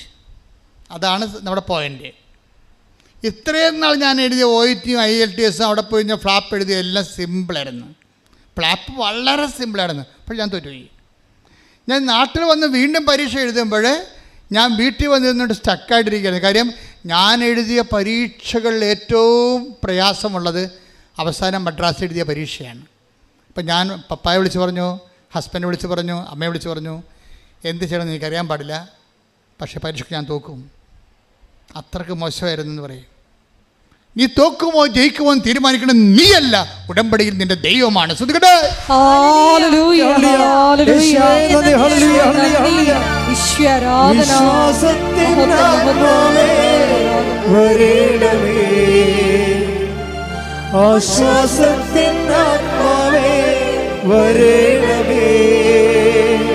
പരിശുദ്ധാത്മാവേ പാവനാത്മാവേ എൻ്റെ ഹൃദയത്തിൽ വന്നു വാഴണേ.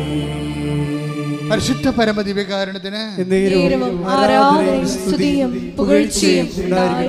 ഇത്രയും പറഞ്ഞു നിർത്തിയിട്ടാണ് ഡോക്ടർ ആൽഡിൻ പറയണത്, അവസാനത്തെ പരീക്ഷയായിരുന്നു ഏറ്റവും മോശം. പക്ഷെ ആ അവസാനത്തെ പരീക്ഷ ജയിപ്പിച്ചത് ദൈവമാണ്. അത് എന്നെ പഠിപ്പിക്കാൻ വേണ്ടിയാണ്. എന്താണ്?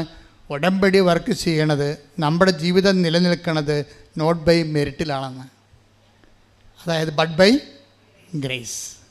അവസാനത്തെ പരീക്ഷ എൻ്റെ മെറിറ്റിലല്ല വർക്ക് ചെയ്യണത്, അത് ഉടമ്പടി പ്രകാരമുള്ള ദൈവത്തിൻ്റെ കൃപയാൽ. എൻ്റെ യോഗ്യതയാലല്ല, ദൈവത്തിൻ്റെ കൃപയാൽ. എൻ്റെ ദൈവത്തിലെ ഓരോ തകർച്ചയും, ഓരോ തരത്തിലുണ്ടാകുന്ന നമ്മൾക്ക് വരുന്ന തട്ടുകേടുകളും നമ്മുടെ സാഹചര്യം എന്തുമാത്രം ബലഹീനമാണെന്ന് നമ്മളെ ബോധ്യപ്പെടുത്തുകയും കൃപ പ്രവർത്തിക്കാൻ കാലമായി നമ്മളെ ഓർപ്പിക്കുകയും ചെയ്യുന്നതാണ് പ്രത്യാശ. മനസ്സിലായ മക്കളെ? ഇപ്പോൾ ഒരു ഇഞ്ചക്ഷൻ കയറി, ഡോക്ടർ പറഞ്ഞു 24 മണിക്കൂർ വെയിറ്റ് ചെയ്യാൻ പറഞ്ഞു. 24 മണിക്കൂർ കഴിഞ്ഞപ്പോൾ നമ്മൾ ഓർക്കും ശരിയാവുമെന്ന്.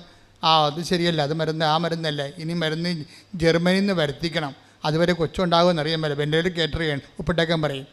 അപ്പോൾ വ്യത്യസ്തങ്ങളായ കാലാവസ്ഥയിലൂടെ നമ്മൾ പോണത്. പക്ഷേ ഉടമ്പടിയിലായിരിക്കുന്ന വ്യക്തിക്ക് ഇതൊന്നും ഒരു പ്രശ്നമല്ല. എന്താ കാര്യം? ആ ഉടമ്പടി ജെനുവിനായിട്ട് ചെയ്യണമെന്നുണ്ടെങ്കിൽ ആദ്യമേ തന്നെ ഇൻസ്റ്റാൾമെൻ്റായിട്ട് പരിശുദ്ധാത്മ വരും. കാര്യം ഉടമ്പടി ഗൈഡ് ചെയ്യണമെങ്കിൽ പ്രതികൂലമായ കാലാവസ്ഥയിൽ ദൈവത്തിൻ്റെ ഉടമ്പടി സംരക്ഷിക്കണമെങ്കിൽ പരിശുദ്ധാത്മാവിന് വേണ്ടി വരും. അതായത് പ്രതികൂലമായ കാലാവസ്ഥയിൽ എന്ന് പറഞ്ഞ് പ്രതികൂലമായ കാലാവസ്ഥയിൽ ദൈവത്തോട് ചെയ്ത വാഗ്ദാനം പരിക്കില്ലാതെ നിറവേറ്റാൻ ആത്മാവേ പരിശുദ്ധാത്മാവേ എന്നിൽ വസിക്കണമേ, എന്നിൽ നിറയണമേ, എന്നെ നയിക്കണമേ. ശ്രദ്ധിക്കട്ടെ, ഹല്ലേലൂയ.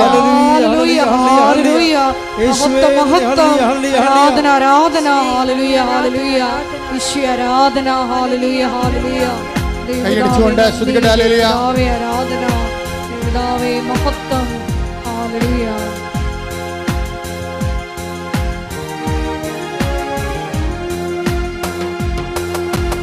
ആത്മാവാം ദൈവമേ വരണേ, എൻ്റെ ഉള്ളിൽ വസിക്കാൻ വരണേ. ആത്മാവാം ദൈവമേ വരണേ, എൻ്റെ ഉള്ളിൽ വസിക്കാൻ വരണേ. ദാഹിച്ചു നിന്നെ ഞാൻ തേടുന്നു, സ്വർഗം തുറന്നിറങ്ങി നീ വരണേ.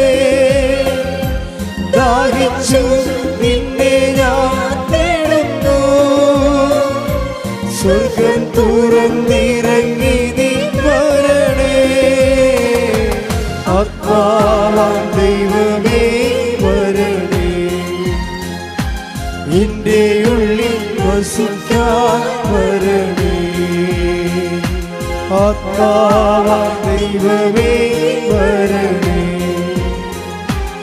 എൻ്റെ ഉള്ളിൽ വസിക്കാൻ വരണേ.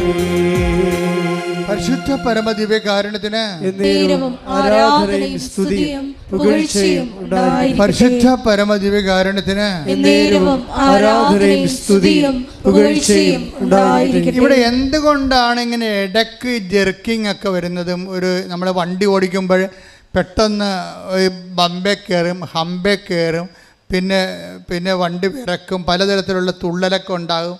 ഇതൊക്കെ ചില സമയത്ത് റോഡിൻ്റെ കുഴപ്പം കൊണ്ടുണ്ടാകണതാണ്, അല്ലേ? റോഡിൻ്റെ കുഴപ്പം കൊണ്ടല്ലേ ഹമ്പും തുള്ളലൊക്കെ ഉണ്ടാകണത്. ഇതുപോലെ നമ്മളുടെ ഉടമ്പടി റോഡ് ഒക്കെ അല്ലെങ്കിൽ നിങ്ങളിതൊരു ടൈം പാസ് പോലെ ചെയ്യും. കൂട്ടുകാർ വന്നപ്പോൾ അതിൻ്റെ വണ്ടിയെ കൂടി കയറിപ്പോയി, എന്നാൽ ഞാനും വന്നെന്ന് പറയും. ഉടമ്പടി എടുക്കണമെന്നവർക്കൊരു ബോധമില്ലേ? ഞാനൊരു കോമഡി പോലെയാണ് ഉടമ്പടി എടുത്തതെന്നൊക്കെ ഇന്നലെ സാക്ഷ്യം പറഞ്ഞുവിടാ.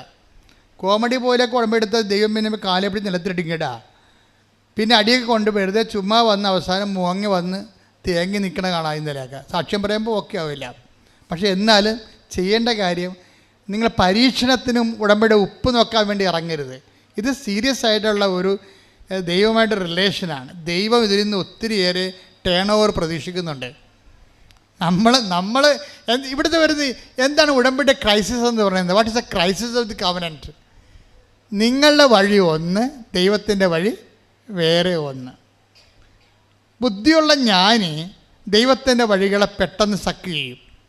ബുദ്ധിയില്ലാത്ത ജഡികൻ ഇത് മനസ്സിലാക്കാതെ അവൻ്റെ വഴിയെ തന്നെ പോകും. അതുകൊണ്ടാണ് ഉടമ്പടി തുള്ളണത് ചില ആൾക്കാർക്ക്. ചിലർക്കൊക്കെ തുള്ളത്തില്ല. എന്തെല്ലാം ഉടമ്പടി പരാജയപ്പെട്ടാലും ഈ അൾഡിനെ പോലെ അങ്ങനെ ധൈര്യമായിട്ട് നിൽക്കും. കരയും, അത് അമ്മയുടെ അടുത്ത് മാത്രമേ കരയത്തുള്ളൂ. വേറെ ഇഷ്യൂസൊന്നുമില്ല. അവളുടെ പ്രവർത്തനങ്ങൾക്കോ ഉടമ്പടി ജീവിതത്തിനോ ഒന്നും കുഴപ്പങ്ങളൊന്നുമില്ല. അപ്പോൾ എന്താ പ്രശ്നം വെച്ച് കഴിഞ്ഞാൽ അവിടെ വരണത് നിങ്ങളുടെ ഉടമ്പടി എന്ന് പറയുമ്പോൾ ബൈലാറ്ററൽ എഗ്രിമെൻ്റ് ആണല്ലോ. നിങ്ങൾ ഓർത്തിരിക്കണത് ഈ ബൈലാറ്ററൽ എഗ്രിമെൻ്റ് എന്ന് പറയണത് നമ്മൾ ഉടമ്പടി യൂദാസ് പുണ്യാളൻ്റെ പെട്ടിക്കൊണ്ടുപോയി അമ്മ പ്രസവിക്കണം, ആട് പ്രസവിക്കണം എന്ന് പറഞ്ഞ് എഴുതിയിടുമ്പോൾ ഉടനെ ഇതെല്ലാം സംഭവിച്ച് പിറ്റേ ആഴ്ച ഒരു സാക്ഷി കഥ എഴുതി കൊടുക്കുമ്പോഴുള്ള സിമ്പിൾ പരിപാടി അല്ല ഇത്. നിങ്ങൾ കൈ കൊടുക്കുന്നത് ദൈവമായിട്ടാണ്. അത് ദൈവം ഉൽപ്പത്തി പുസ്തക കാലം മുതൽ രൂപപ്പെടുത്തിയിരിക്കുന്ന മനുഷ്യനുമായിട്ടുള്ള റിലേഷന് വേണ്ടി ഉണ്ടാക്കിയിരിക്കുന്ന സംവിധാനമാണ് ഉടമ്പടി. അപ്പോൾ നിങ്ങൾ ദൈവത്തിൽ നിന്നൊരു ഭൗതിക ആനുകൂല്യം കൈപ്പറ്റാൻ വേണ്ടി ചൂണ്ടയായിട്ട് ഇറങ്ങിയിരിക്കുകയായിരിക്കും. ഉടമ്പടി ഒരു ചൂണ്ട അല്ല. ദൈവമായിട്ട് കണക്കാക്കി ചെയ്താൽ ദൈവം പറയും ഈ വിനിമയത്തിൽ എനിക്ക് എൻ്റെ അക്കൗണ്ടിൽ എന്താ കിട്ടണമെന്ന് നോക്കും. ഇതെല്ലാം നീ നേടിയിട്ട് അവസാനം നീ ഭൂമി നിത്യതയിൽ വരുന്നില്ല എന്നുണ്ടെങ്കിൽ ദൈവത്തിന് ഉടമ്പടി നഷ്ടമായിരിക്കും. ലോകം മുഴുവനും നേടുന്നതിന് വേണ്ടി മനുഷ്യന് എപ്പോഴും അഭിവാഞ്ചം ഉണ്ടാകും. അപ്പം ലോകം മുഴുവൻ നേടിയാലും എന്താണ്, ആത്മാവ് നഷ്ടപ്പെട്ടാൽ ഉടമ്പടി കൊണ്ട് എന്ത് പ്രയോജനം എന്നുള്ള ചോദ്യത്തിന് നിങ്ങൾ ആൻസർ ചെയ്യേണ്ടി വരും. നിങ്ങൾ ലോകത്തിൻ്റെ ഇപ്പോൾ എഴുതിയിരിക്കണം മുഴുവൻ ലോകകാര്യങ്ങളല്ലേ, വീട്, ജോലി, വിവാഹം, എല്ലാം മക്കൾ, എല്ലാം ലോകകാര്യങ്ങളല്ലേ. അപ്പോൾ ഈശോ ചോദിക്കും, ലോകം മുഴുവൻ നേടിയാലും നിൻ്റെ ആത്മാവ് നഷ്ടപ്പെട്ട ഇതെല്ലാം ഞാൻ കിട്ടി. ഉടമ്പടിയിൽ 6 കിട്ടി. പിന്നെ ഉടമ്പടി വെച്ച് കിരിക്കി കുത്തുകാരനെ പോലെ എല്ലാം ആടിയൻ ഒരു പൂര് ക്ലാവറെന്ന് പറഞ്ഞ് വെച്ച് എല്ലാം അടിച്ച് മിന്നിച്ച് 7 കിട്ടി. 4 ഉടമ്പടിയും കഴിഞ്ഞ് 4 സാക്ഷ്യവും പറഞ്ഞ് ലോകം മുഴുവൻ നേടി. നീല ഉടമ്പടിയും തുള വെച്ചുകൊണ്ട് നടക്കുന്ന ചില ഈ പിശാചുക്കളുണ്ട്. നീല ഉടമ്പടിയാണ്. ഞാൻ ചോദിച്ചത് ആരാണ്, നിങ്ങൾ ബൈബിൾ വായിച്ചോ? ബൈബിൾ വായിക്കാൻ കണ്ണു കാണാൻ പാടില്ല. മാതാവേ, നീല ഉടമ്പടിക്കാർക്ക് ബൈബിൾ വായിക്കാൻ കണ്ണു കാണാൻ പാടില്ലെന്ന്. പിന്നെ നിങ്ങൾക്ക് എന്ത് കാണാൻ പറ്റുമെന്ന് ചോദിച്ചു. ദൈവം നിങ്ങളെ കാണണേ ഇല്ല കേട്ടോ എന്ന് പറഞ്ഞു വണ്ടി വിട്ടൊക്കെ പറയും. അത് ഉടമ്പടിക്ക് എന്തോ ഒരു കാര്യം നേടാൻ വേണ്ടി ഒരു ഉടമ്പടി എടുത്ത് പുതുക്കി ഇരിക്കുകയാണ്. പത്രം മേടിച്ച് കൊടുത്താൽ മതിയില്ല, പുതുക്കി കിട്ടുമല്ലോ എന്ന് വിചാരിക്കും. ഈ തീറ്റയെ കൊണ്ട് തീച്ചേനെ വേഗത്തില്ല. നിങ്ങൾ ദൈവമായിട്ട് ഉടമ്പടി എടുക്കുമ്പോൾ ദൈവം എന്താ ഉദ്ദേശിക്കുന്നത്? നിങ്ങൾക്ക് കിട്ടുന്നത് അനുഗ്രഹമാണ്. That is physical favours. ദൈവത്തിന് എന്താ കിട്ടണത്? ദൈവം തന്ന ആത്മാവിൽ നിങ്ങൾക്ക് കൃപ രൂപപ്പെട്ടിട്ടുണ്ടോ? അതാണ് ദൈവത്തിൻ്റെ ലാഭം. ഈ കച്ചവടത്തിൽ, വിനിമയത്തിൽ ദൈവത്തിൻ്റെ ലാഭം എന്താ? നിങ്ങളുടെ ആത്മാവിന് കൃപ കിട്ടിയിട്ടുണ്ടോ എന്ന് വെച്ചാൽ ക്രിസ്തുവിൻ്റെ ശക്തിയാണ് കൃപയെന്ന് പറയണത്. നിങ്ങളുടെ ആത്മാവ് മുമ്പത്തേക്കാൾ ദൈവശക്തിയിൽ നിറഞ്ഞോ? ഈ ദൈവശക്തി നിറയാൻ വേണ്ടി എപ്പോഴും ദൈവത്തിൻ്റെ ശക്തി നമ്മളിൽ നിറയാൻ വേണ്ടി ദൈവം കാണിക്കുന്ന ഒരു പരീക്ഷണം നമ്മളെ ബലഹീനമാക്കുകയാണ്. മനസ്സിലായില്ലേ? നമ്മളെ ബലഹീനമാക്കുകയാണ്. അതുകൊണ്ടാണ് നമ്മൾ ബലഹീനമാകണത് പലപ്പോഴും. അതുകൊണ്ടാണ് 2 കൊരിന്ത്യർ 12:9 ബലഹീനതയിലാണ് പറഞ്ഞേ, ബലഹീനതയിലാണ് ദൈവത്തിന്റെ ശക്തി പ്രകടമാകണത്. അപ്പോൾ ആത്മാവ് കൃപ ധരിക്കണത് എപ്പോഴും നമ്മുടെ ബലഹീനതയിലായിരിക്കും, ഭൗതികമായ ലോസിലായിരിക്കും, ഭൗതിക നേട്ടത്തിലല്ല. അത് തന്നെ ദൈവത്തിന് വിശ്വസിക്കാൻ പറ്റുന്നൊരു 30 മേനി 60 മേനിയിലൊക്കെ പോകുന്ന ആൾക്കാരുണ്ടെങ്കിൽ അവൾക്ക് പരാജയപ്പെടാൻ ദൈവം അനുവദിക്കും. എന്താ കാര്യം? ഭൗതികമായ കോട്ടങ്ങൾ ഉണ്ടായി കഴിയുമ്പോൾ അവർ ബലഹീനമാകും. അവർ ദൈവത്തിൽ ആശ്രയിച്ചിട്ട് ദൈവത്തിൻ്റെ ശക്തി ആവഹിക്കും. അതാണ് കൃപയെന്ന് പറയുന്നത്. നിങ്ങൾ 1 കൊരിന്ത്യർ 15:10 എടുത്ത് ശ്രുതികട ഹല്ലേലൂയ ഹല്ലേലൂയ ഹല്ലേലൂയ ഹല്ലേലൂയ ഹല്ലേലൂയ യേശുവേ നന്ദി ഹല്ലേലൂയ ഹല്ലേലൂയ ഹല്ലേലൂയ യേശുവേ ആരാധന ആരാധന. ഞാൻ എന്തായിരിക്കുന്നുവോ അത് ദൈവകൃപയാലാണ്. Praise the Lord. ഇതാണ് ദൈവം ഉദ്ദേശിക്കുന്നത്. അവസാനം നീ പൗലോസിനെ പോലെ പറയണം. എന്താണ്? 1 കൊരിന്ത്യർ 15:10 ഒന്ന് പറഞ്ഞേ, ഞാൻ എന്തായിരിക്കുന്നുവോ അത് ദൈവത്തിന്റെ കൃപയാലാണ്. ഇത് പറയണമെന്നുണ്ടെങ്കിൽ നിന്റെ ആത്മവിശ്വാസം ആദ്യം അടിച്ചു കളയണം. നിന്റെ സ്ഥാവര ജംഗമ വസ്തുക്കളെ, ഞാൻ എന്തായിരിക്കുന്നു അതിൻ്റെ തറവാട്ട് മഹിമയാണ്, ഞാൻ എന്തായിരിക്കുന്നു ഞാൻ കഠിനാധ്വാനം ചെയ്തതാണ്. ചില ആൾക്കാർ അപ്പനോടും അമ്മയോടും പറയത്തില്ലേ, നിങ്ങളിങ്ങനെ എന്നെ പഠിപ്പിക്കൊന്നും വേണ്ട, എനിക്ക് ബുദ്ധി ഉണ്ടായി, ഞാൻ പഠിച്ചു, നിങ്ങളുടെ മകൻ പഠിച്ചില്ല, അത് ഞാനെന്ത് ചെയ്യണം? ഉടമ്പടി എടുത്ത് കാനഡയിൽ പോയിട്ട് തള്ളണേ. എന്താ പറയണത്? എടീ, അവൻ തേരാപ്പാറ നടക്കണില്ലേ, അവൻ പഠിക്കാനുള്ള കാശ് കൊണ്ടാണ് നീ പഠിപ്പിച്ചത്. ഇപ്പം അവൻ താമസിക്കാനുള്ള വീടും നീ പുരേ കടപ്പെടുത്തി എടുത്ത് അവനിപ്പോൾ പെണ്ണും കിട്ടണില്ല. നീയാണെങ്കിൽ അവിടെ വേറെ കാര്യങ്ങളൊക്കെ ഞാൻ കേൾക്കണം, ആരാണ്ടോട് കറങ്ങി കിടക്കണം, സായിപ്പോട് കറങ്ങി കിടക്കണമെന്ന്. അമ്മയോട് ആരാണ്ട് പറഞ്ഞാൽ തെറ്റാ ശരിയാന്ന് അറിയാൻ പാടില്ല. അമ്മയും മകളും തമ്മിൽ കോർക്കും. അപ്പനും അമ്മയും മകൾ അപ്പനൊരിക്കലും അപ്പം ഭയങ്കര കാര്യത്തിൽ ഭയങ്കര അപ്പന്മാരാണ് ചില പെമ്മക്കളെയൊക്കെ നശിപ്പിച്ചിരിക്കുന്നത്. എന്താ വെച്ച് കഴിഞ്ഞാൽ എങ്ങനെ നശിപ്പിച്ചെന്ന് വെച്ച് കഴിഞ്ഞാൽ അതായത് അപ്പന്മാർ പെമ്മക്കൾ കാണിക്കുന്ന പൊട്ടത്തരങ്ങളെ എല്ലാം ചിരിച്ചുകൊണ്ടിരിക്കും. അമ്മ ശാസിച്ചാലും ഇടി അവളെ വഴക്കുണ്ട്, അവളെ എൻ്റെ മകളാണെന്നൊക്കെ പറഞ്ഞുകൊണ്ട് കുഞ്ഞുനാൾ പോലെ അപ്പന്മാരും ഈ പെമ്മക്കളെ സപ്പോർട്ട് ചെയ്ത് അവസാനം ഇനി അപ്പന്മാർക്ക് തിരിച്ചു വരാൻ പറ്റുക? നിങ്ങൾ അപ്പന്മാർ ശ്രദ്ധിക്കണം, നിങ്ങളുടെ ഉത്തരവാദിത്വം നിങ്ങൾ നശിപ്പിച്ചു, കളഞ്ഞു കുളിച്ചെന്ന് പറയാം. എന്ന് വെച്ചാൽ മകളുടെ വഴി തെറ്റി പോകുമ്പോൾ അമ്മയും പെണ്ണായത് കാരണം അമ്മയ്ക്കറിയാം ഇവളുടെ നടപ്പ് സ്റ്റെപ്പ് തെറ്റുന്നുണ്ടെന്നറിയാം. അപ്പോൾ ഊണ് കഴിക്കാൻ വന്നിരിക്കുമ്പോൾ അമ്മ ഉടനെ ഓരോ കാര്യം എടുത്തിടുന്നിടി. പിന്നെ നാട്ടുകാർക്കൂടെ പറയിപ്പിക്കരുത് കേട്ടാ, നാട്ടുകാരെക്കൂടെ പറയിപ്പിക്കട്ടെ. ഞാൻ ചില കാര്യങ്ങളൊക്കെ കേൾക്കുന്നുണ്ട്, ഞാനിപ്പോൾ അത് ചോദിക്കണില്ല. അപ്പനിക്കണമെന്ന് പറയുമ്പോൾ ഉടനെ ഇവളെന്ത് ചെയ്യും, ഇവിടെ ഇങ്ങനെ അഡ്ജസ്റ്റ്മെൻറ്റ് രണ്ട് തരം കണ്ണീരെടുത്ത് ചോറ് വെള്ളിട്ടും അവൾ കൈ കഴുകാതെ പോയിരുന്നിട്ട് പോകും. അവൾ പോയി. നിനക്ക് വല്ല കാര്യമുണ്ട് അവിടെ കരുത്തേക്ക് കയറാൻ? പാവം മകളെ വാടി കഴിക്കടിയെന്ന് അപ്പം പറയും. പോരെ, അപ്പൻ്റെ ലൈസൻസ് കിട്ടാൻ വേണ്ടി കള്ളക്കണ്ണീരായിരുന്നത്. അവളുടെ തോന്നിയ വാസത്തിന് അപ്പൻ്റെ ലൈസൻസ് വാങ്ങിച്ച് അമ്മയെ അടിച്ച് പുറത്ത് കളയാൻ വേണ്ടിയുള്ള പ്രകൃതം കാണിച്ചിരിക്കുന്നത്. അതിന് അപ്പം കൂട്ടു നിൽക്കും. അപ്പോൾ അമ്മ അവിടെ നിസ്സഹായായി. അപ്പനും അമ്മയും കഴിഞ്ഞുള്ള ഈ അഭ്യാസം കാരണം ഇവളെന്ത് ചെയ്ത് ഇപ്പം എന്ത് ചെയ്ത്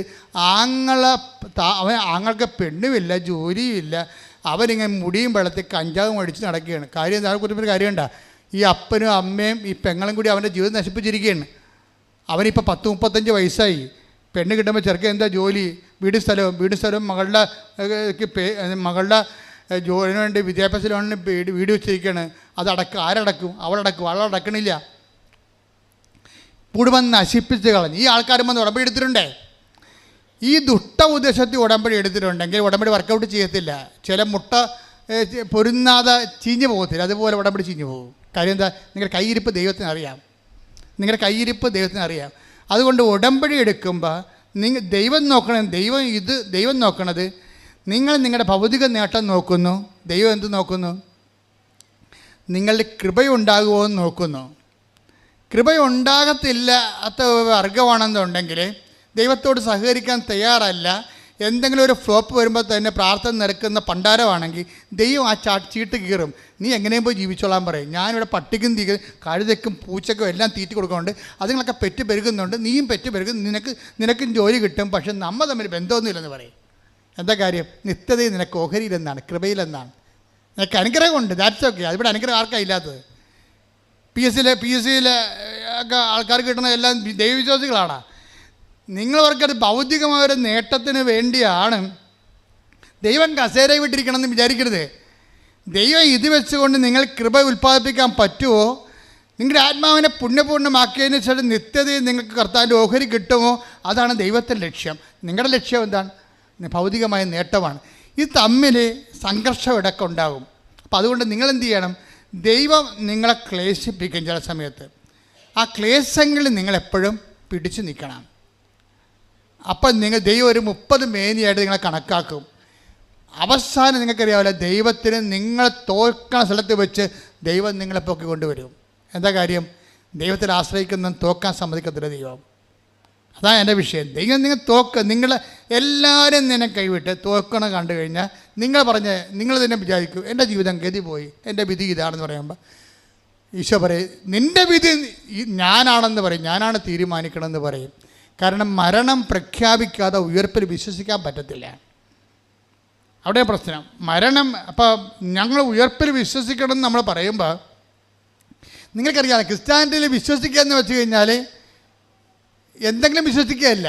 യേശുക്രിസ്തു നമുക്ക് വേണ്ടി പാപത്തിന് വേണ്ടി മരിച്ചുവെന്നും അവൻ പരപിതാവ് ആ പരിഹാരം സ്വീകരിച്ചുകൊണ്ട് അവൻ്റെ നാമത്തെ മഹത്വപ്പെടുത്തിക്കൊണ്ട് അവനെ ഉയർപ്പിച്ചുവെന്നുമാണ് നാം വിശ്വസിക്കണത്.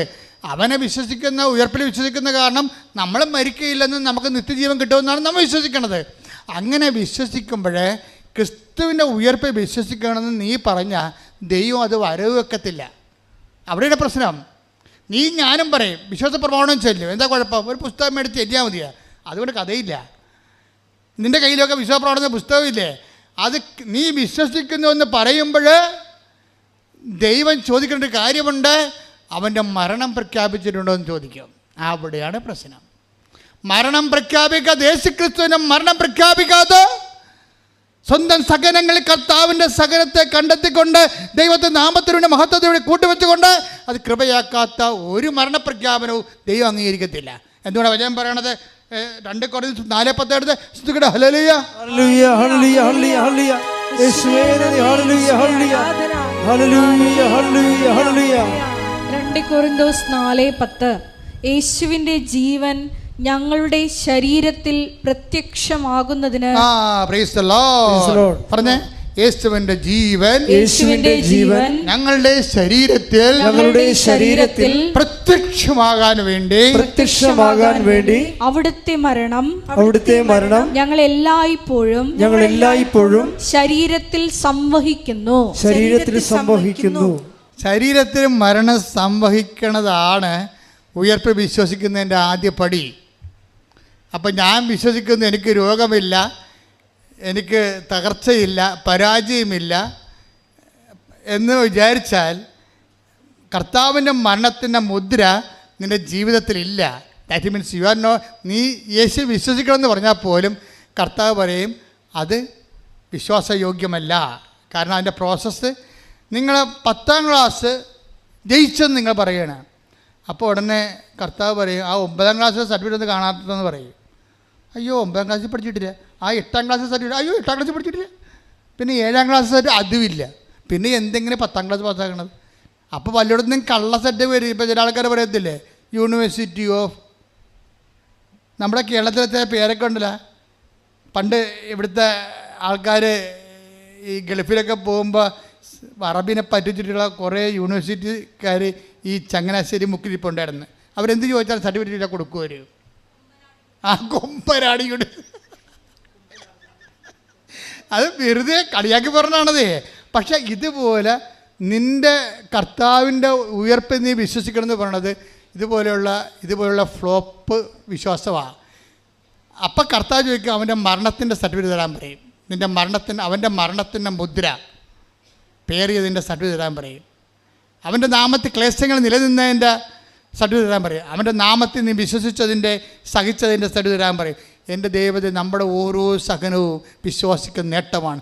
ക്രിസ്തു തന്നെ നിനക്ക് നേട്ടമാണ്. ശ്രുതിക്കട്ടെ ഹല്ലേലൂയ ഹല്ലേലൂയ ഹല്ലേലൂയ ഹല്ലേലൂയ യേശുവേ ഹല്ലേലൂയ ഹല്ലേലൂയ ഹല്ലേലൂയ ഹല്ലേലൂയ ഹല്ലേലൂയ ആരാധന. ഹല്ലേലൂയ ഹല്ലേലൂയ. യേശുവേ ഞങ്ങളുടെ സഹനങ്ങളോട് ചേർത്ത് വ്യക്തമാക്കി മാറ്റുവാൻ ആരാധനയോടെ വിശ്വസിക്കണമേ. ആഴമാർന്നതിൻ മഹാത്യാഗത്തെ ക്രൂശിൽ കണ്ടു ഞാൻ നിൻ സ്നേഹത്തെ. ആഴമാർന്നതിൻ മഹാത്യാഗത്തെ പകരം എന്തു നൽകും ഞാനിനി. ഹൃദയം പൂർണ്ണമായി നൽകുന്നു നാഥന്. പകരം എന്തു നൽകും ഞാനിനി. ഹൃദയം പൂർണ്ണമായി നൽകുന്നു നാഥന്. ക്രൂശിൽ കണ്ടു ഞാൻ നിൻ സ്നേഹത്തെ. ആഴമാർന്ന നിൻ മഹാത്യാഗത്തെ. രോഗസൗഖ്യ പ്രാർത്ഥന സമയമാണ്. കൈകൾ നെഞ്ചത്ത് കമത്തി വെച്ച് കണ്ണുകളടച്ച്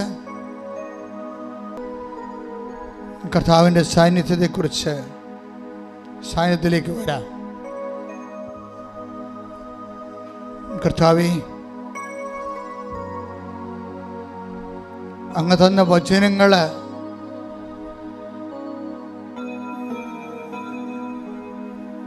ഞാൻ അവർക്ക് നൽകി.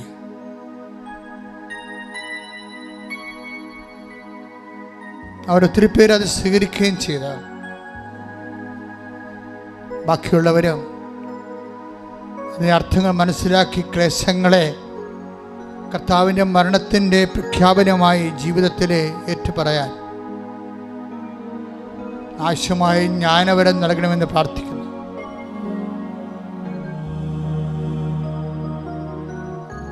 കർത്താവേ, ക്രിസ്തു ഒരേ സമയം വചനവും ജ്ഞാനവുമാണല്ലോ. ക്രിസ്തുവിൻ്റെ വചനം നടപ്പിൽ വരുമ്പോൾ അത് നിറവേറുന്ന ദൈവികമായ പദ്ധതികളെക്കുറിച്ചുള്ള അന്തർജ്ഞാനമാണ് സുവിശേഷത്തിൻ്റെ ജ്ഞാനം. ആ സുവിശേഷത്തിൻ്റെ ജ്ഞാനമാണ് സഹനങ്ങൾ അതിജീവിച്ചുകൊണ്ട് നിലനിൽപ്പിന് വേണ്ടിയും സ്വന്തം ജീവിതാനുഭവങ്ങൾ കർത്താവിൻ്റെ മരണത്തെ പ്രഖ്യാപിച്ചുകൊണ്ട് ഉയർപ്പ് വിശ്വസിച്ചുകൊണ്ട് കർത്താവേ നിൻ്റെ നാമത്തിൽ ജീവിച്ചുകൊണ്ട് ആ ജീവിതത്തിൽ നീ നൽകുന്ന നിത്യത പ്രത്യാശിച്ചുകൊണ്ട് മുന്നേറുവാൻ ഉടമ്പടിയിലൂടെ ഞങ്ങളെ നീ സഹായിക്കണമേ. ശ്രദ്ധിക്കട്ടെ. ഹല്ലേലൂയ ഹല്ലേലൂയ ഹല്ലേലൂയ ഹല്ലേലൂയ യേശുവേ നന്ദി. ഹല്ലേലൂയ മഹത്വം ഹല്ലേലൂയ ആരാധന ഹല്ലേലൂയ യേശുവേ സ്തുതി. ഹല്ലേലൂയ ആരാധന മഹത്വം മഹത്വം ആരാധന ആരാധന. പരിശുദ്ധ പരമ ദിവ്യകാരുണ്യത്തിന് എന്നേരവും ആരാധനയും സ്തുതിയും പുകഴ്ചയും ഉണ്ടായിരിക്കട്ടെ. അച്ഛനോട് ചേർന്ന് പ്രാർത്ഥിക്കുക. കർത്താവായ ദൈവമേ, കർത്താവായ ദൈവമേ, പരിശുദ്ധ ദിവ്യകാരുണ്യത്തിലെ പരിശുദ്ധ ദിവ്യകാരുണ്യത്തിൽ സാന്നിധ്യം നൽകുന്ന ഞങ്ങളുടെ രക്ഷകനായ ഈശോയെ, ഈ നിമിഷം ഈ തീർത്ഥാടനത്തിലെ പങ്കെടുത്ത് ആരാധിക്കുന്ന ഓരോ മക്കളുടെ മേലും സ്പർശിക്കണമേ. കർത്താവേ, ഓൺലൈനിലെ ധ്യാനം കേൾക്കുന്ന എല്ലാവരെയും നീ സ്പർശിക്കണമേ. ദൈവത്തിന്റെ കരുണ ഈ നിമിഷം എല്ലാ മക്കളെയും സ്പർശിക്കണമേ. അടിപ്പിണർ പോലെ വൈദ്യുത ആഘാതം പോലെ ദൈവിക ശക്തി അമ്മയുടെ മാധ്യസ്ഥതയിലെ നാമത്തിലെ എല്ലാ മക്കളിലും പ്രസരിക്കട്ടെ. മാരക രോഗങ്ങള്, വേദികള്, ദുരിതങ്ങള് ദൈവത്തിന്റെ നാമത്തില് മാറിപ്പോകട്ടെ. യേശുവേ ഹല്ലേലൂയ ഹല്ലേലൂയ ഹല്ലേലൂയ. ആരാധന മഹത്വം മഹത്വം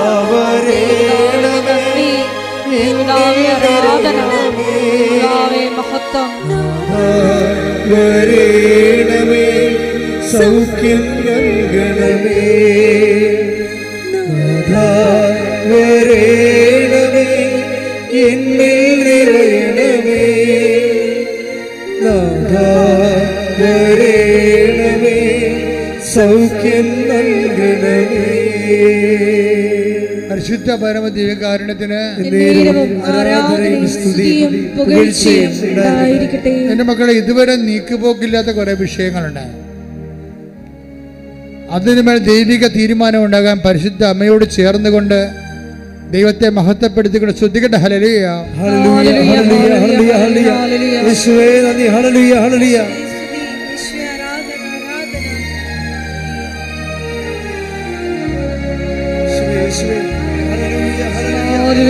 മഹത്വം മഹത്വം ആരാധന ആരാധന ഹല്ലേലൂയ.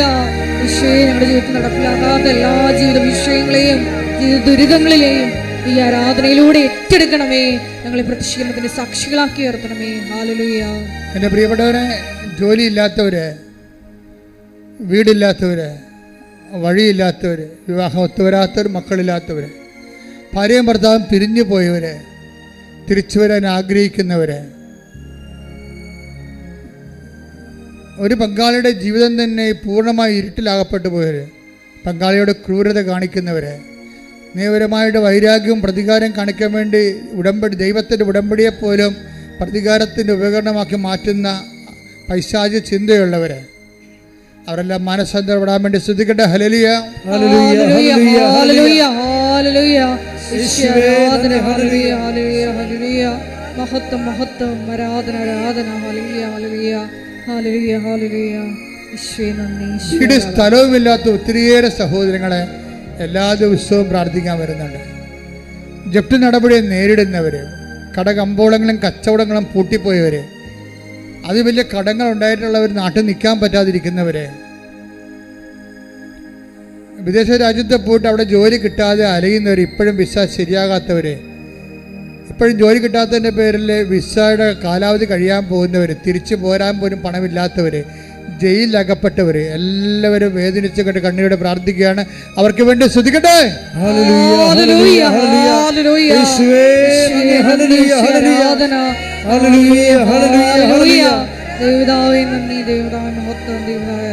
മക്കളില്ലാത്തവര്,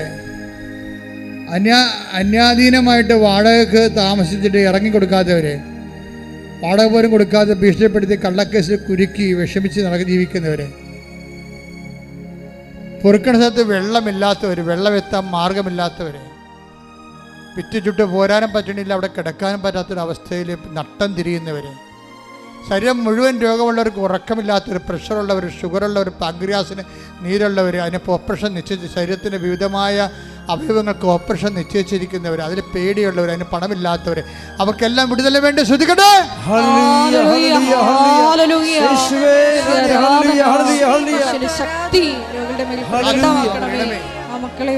സാക്ഷികളാക്കി ആത്മാവാം ദൈവമേ വരണേ,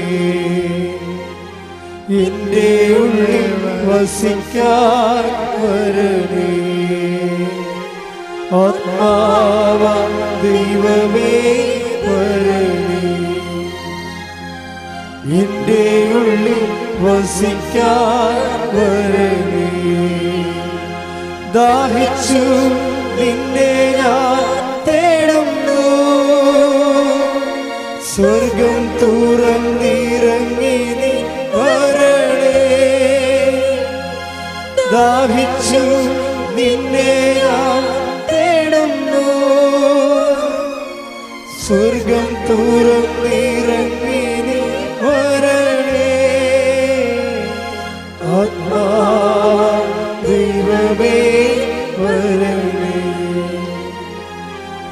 എൻ്റെ ഉള്ളിൽ വസിക്കാൻ വരണേ. ഏപ്രിൽ, മെയ്, ജൂൺ മാസങ്ങളിലെ ഉടമ്പടി എടുത്ത് പോയിരിക്കുന്നവരെ, അത് ഉടമ്പടിയുടെ പുതുക്കി ജീവിച്ചുകൊണ്ടിരിക്കുന്നവരെ, അതിൽ പ്രതിസന്ധിയുള്ളവർക്ക് വേണ്ടി പ്രത്യേകം ഈ ആരാധനയിൽ ഓർത്ത് മൗനമായി പ്രാർത്ഥിക്കുന്ന സമയമാണിത്. അവരെ ആരാധന കൂടിക്കൊണ്ട് പ്രാർത്ഥിക്കേണ്ടതാണ്. ഈ മാസം ഇപ്പോൾ ഉടമ്പടി എടുത്തുകൊണ്ടിരിക്കുന്നവർ, ഈ മാസം ജൂലൈ അവസാനം വരെ ഉടമ്പടി എടുക്കാൻ പോകുന്നവർ, ഈ 3 മാസങ്ങളിൽ ഇവിടെ സാക്ഷ്യം പറഞ്ഞവരെ, അവരുടെ സാക്ഷ്യാനുഭവം നിലനിൽക്കുന്നതിന് വേണ്ടി ശ്രദ്ധിക്കട്ടെ. ഹല്ലേലൂയ, ഹല്ലേലൂയ,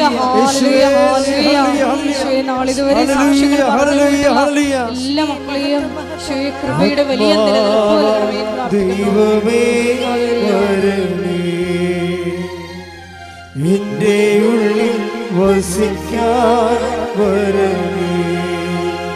ദാഹിച്ചു നിന്നെ ഞാൻ തേടുന്നു, സ്വർഗം തുറന്നിറങ്ങി നീ വരണേ. ആത്മാവാം ദൈവമേ വരണേ, എൻ്റെ ഉള്ളിൽ വസിക്കാൻ വരണേ. മക്കളില്ലാത്തവരെ, കൂടെ കൂടെ അബോർഷൻ ഉണ്ടാവുന്നവരെ,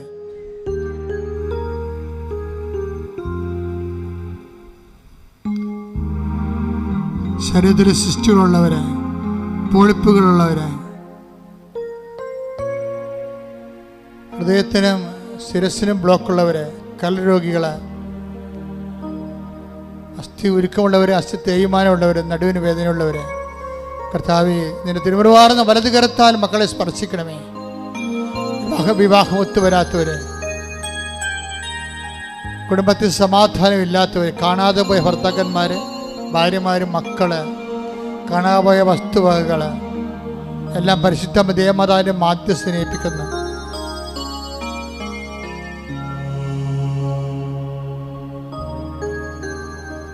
അസ്ഥി വളരുന്നവര്,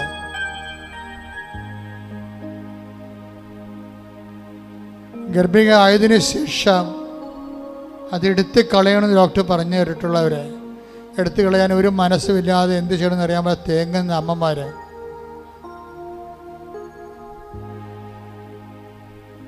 ഗുരുതരമായ തെറ്റുകളുടെ ജയിലിൽ കിടക്കുന്നവർ അവരുടെ മാനസാന്തരം അവരെ വിടുവിക്കുകയാണെങ്കിൽ അത് സമാധാനത്തിന് വിശുദ്ധിയോടെ ജീവിക്കാനുള്ള കൃപയ്ക്ക് വേണ്ടി പ്രാർത്ഥിക്കുന്നു. കൃപാസനത്തിന് ചുറ്റും കലവരും മുഴുവനും എല്ലാ തിന്മകളുടെ ശക്തികളിൽ നിന്നും മോചിതരാകാൻ കർത്താവിൻ്റെ വിശുദ്ധമായ രക്തം തളിക്കപ്പെട്ടുകൊണ്ട് പൈശാചിക സ്വാധീനങ്ങളെ നമ്മുടെ റോഡ് കവർ ചെയ്യുന്നവരെ, അങ്ങോട്ടും ഇങ്ങോട്ടും റോഡ് കവർ ചെയ്യുന്നവരെ, റോഡിൽ പോകുന്ന വാഹനങ്ങൾ സുരക്ഷിതവും സമാധാനം അപകടം ഉണ്ടാകാതിരിക്കാൻ വേണ്ടി ശ്രദ്ധിക്കട്ടെ. ഹല്ലേലൂയ, ഹല്ലേലൂയ, ഹല്ലേലൂയ, ഹല്ലേലൂയ. മുഴുവൻ മക്കൾക്കും യേശുവേ സംരക്ഷണം നൽകണമേ എന്ന് പ്രാർത്ഥിക്കുന്നു. തിരുരക്ത സംരക്ഷണം. ജീവിതത്തിൽ പല പല നിർണായകമായ ഡേറ്റുകളുണ്ട്. അതെല്ലാം ജീവിതത്തെ ബാധിക്കുന്ന ഒരു സാക്ഷ്യവും ഒരു സാക്ഷ്യ അനുഭവമല്ല, ഒരു ജീവിതമാണെന്ന് പറഞ്ഞതുപോലെയാണ്. ഓരോ ഉടമ്പടിയും ഒരു ജീവിതമാണ്.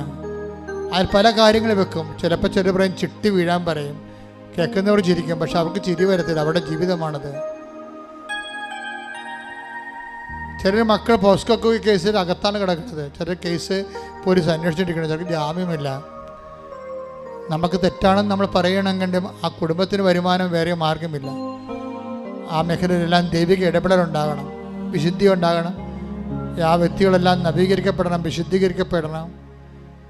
അവർ പൊതുജീവിതത്തിലേക്ക് വരാൻ തന്നെയാണ് ദൈവം ആഗ്രഹിക്കുന്നത്.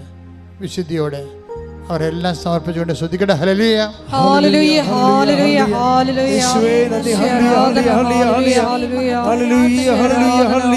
ഹല്ലേലൂയ. മൗനമായി പ്രാർത്ഥിക്കട്ടെ. ഈ ആഴ്ചയിൽ നടക്കുന്ന മുഴുവൻ യാത്രകൾ, കുറേ ഡേറ്റുകൾ നിങ്ങൾ ഇട്ടിട്ടുണ്ട്. ആ ഡേറ്റ് എല്ലാം പരിശുദ്ധ അമ്മയ്ക്ക് സമർപ്പിച്ച് ഈശോയ്ക്ക് സമർപ്പിക്കുന്ന സമയമാണ്. നിങ്ങൾക്ക് തന്നെ വേറെ ആൾക്കാർ ഡേറ്റ് ഇട്ട് തന്നിട്ടുണ്ട്. ഇൻ്റർവ്യൂവിൻ്റെ ഡേറ്റ്, വിസ പ്രോസസ്സിംഗ് ഡേറ്റ്, പരീക്ഷ റിസൾട്ടിൻ്റെ ഡേറ്റ്, പരീക്ഷയുടെ ഡേറ്റ്, ജപ്റ്റ് ഡേറ്റ്, ലേലത്തിൻ്റെ ഡേറ്റ്, എത്ര ഡേറ്റുകളാണ്. കുഞ്ഞുങ്ങളെ പരീക്ഷയിൽ എത്തിക്കുന്ന, കുഞ്ഞുങ്ങളെ പരീക്ഷയിൽ സ്കൂളിലാക്കുന്ന ഡേറ്റുകൾ, സ്കൂളിലെ പരീക്ഷകൾ, എല്ലാം കുറേ ഡേറ്റുകളുണ്ട്. സമയത്തിൻ്റെ മാതാവാണ് കൃപാസന മാതാവ്. അമ്മയുടെ മധ്യസ്ഥത്തിന് നിങ്ങളുടെ തീയതികളെല്ലാം സമർപ്പിക്കുക. നിങ്ങൾ ഇട്ട ഡേറ്റുകളുണ്ട്. കാര്യം ആ ഡേറ്റിനുള്ളിൽ അത് നടന്നില്ലെങ്കിൽ പിന്നെ നടന്നിട്ട് കാര്യമില്ലാത്ത ദൈവഹിതമാണെങ്കിൽ അമ്മ അതിനകത്ത് ഇടപെട്ട് നടക്കാൻ സാധ്യതയില്ലെങ്കിൽ നടത്തുന്നതിന് വേണ്ടി നിങ്ങൾ സമർപ്പിച്ചുകൊണ്ട് ശ്രദ്ധിക്കട്ടെ. ഹല്ലേലൂയ, ഹല്ലേലൂയ, ഹല്ലേലൂയ, ഹല്ലേലൂയ. യേശുവേ നന്ദി. ഹല്ലേലൂയ, ഹല്ലേലൂയ. ആരാധന. ഹല്ലേലൂയ, ഹല്ലേലൂയ. ഈശ്വരാധന. ഭവന പ്രാർത്ഥനയുടെ സമയമാണ്. നിങ്ങളുടെ സഞ്ചാരങ്ങളെ സമർപ്പിക്കാൻ പറയുന്നുണ്ട്. മനുഷ്യൻ മുഴുവനും സഞ്ചാരത്തിലാണ്. നാട്ടിൽ ജോലിക്ക് പോകുന്നവരുണ്ട്, നാട്ടിൽ വാഹനം ഉപയോഗിക്കുന്നവരുണ്ട്, വിദേശത്ത് പോകുന്നവരുണ്ട്, അവിടുന്ന് വരുന്നവരുണ്ട്, കേസിന് പോകുന്നവരുണ്ട്, അതുപോലെ തന്നെ ജോലിക്ക് പോകുന്നവരുണ്ട്, പഠിക്കാൻ പോകുന്നവരുണ്ട്, ഇന്ത്യയിൽ തന്നെ വ്യത്യസ്തമായ സംസ്ഥാനങ്ങളിലേക്ക് പോകുന്നവരുണ്ട്, വരുന്നവരുണ്ട്. നിങ്ങളെ ബന്ധപ്പെട്ടവർ, കുടപ്പുറന്മാർ, അവരുടെ സഞ്ചാരങ്ങളെ, യാത്രകളെ സമർപ്പിച്ചുകൊണ്ട് പ്രാർത്ഥിക്കുക. മൗനമായി പ്രാർത്ഥിക്കുക. ശേഷം ആശീർവാദം.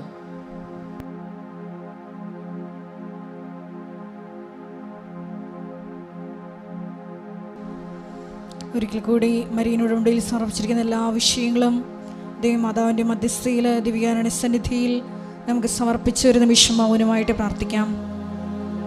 ഈശോയെ പ്രതി, ഈശോയുടെ നാമമഹത്വത്തിനായി എല്ലാം ഉച്ഛിഷ്ടമായി കരുതി ദൈവനാമ മഹത്വത്തിന് വേണ്ടി മാത്രം നമ്മുടെ ജീവിതത്തെ രൂപാന്തരപ്പെടുത്തണമേ, അതിനായി മാത്രം ഞങ്ങളെ തിരഞ്ഞെടുത്ത് അഭിഷേകം ചെയ്യണമേ എന്നൊരു നിമിഷം നമുക്ക് പ്രാർത്ഥിക്കാം. നമ്മുടെ ജീവിതത്തെ ബലഹീനമാക്കുന്ന സാഹചര്യങ്ങളെല്ലാം ഈശോയെ നിൻ്റെ ശക്തി വന്ന് നിറയാനുള്ള മാധ്യമങ്ങളാണെന്ന് തിരിച്ചറിയാനുള്ള വലിയ ദൈവിക ജ്ഞാനം ഞങ്ങൾക്ക് നൽകണമേ എന്ന് ഒരു നിമിഷം പ്രാർത്ഥിക്കുന്നു. പരിശുദ്ധ അമ്മയെ പോലെ ഇതാ കർത്താവിൻ്റെ ദാസി എന്ന് പറഞ്ഞുകൊണ്ട് വചനത്തിന് ഞങ്ങളെ തന്നെ പൂർണ്ണമായിട്ട് സമർപ്പിക്കുവാൻ ഈശോയെ എളിമയെന്ന പുണ്യം, ദൈവസ്നേഹമെന്ന പുണ്യം ഞങ്ങളിൽ വർദ്ധമാനമാകുവാൻ ഈശോയെ ഈ ആരാധനയിലൂടെ കൃപയാകണമേ എന്ന് പ്രാർത്ഥിച്ചുകൊണ്ട് ശിരസ് നമിച്ച് നമുക്ക് ദിവ്യകാരുണ്യനാഥൻ്റെ ആശീർവാദം സ്വീകരിക്കാം.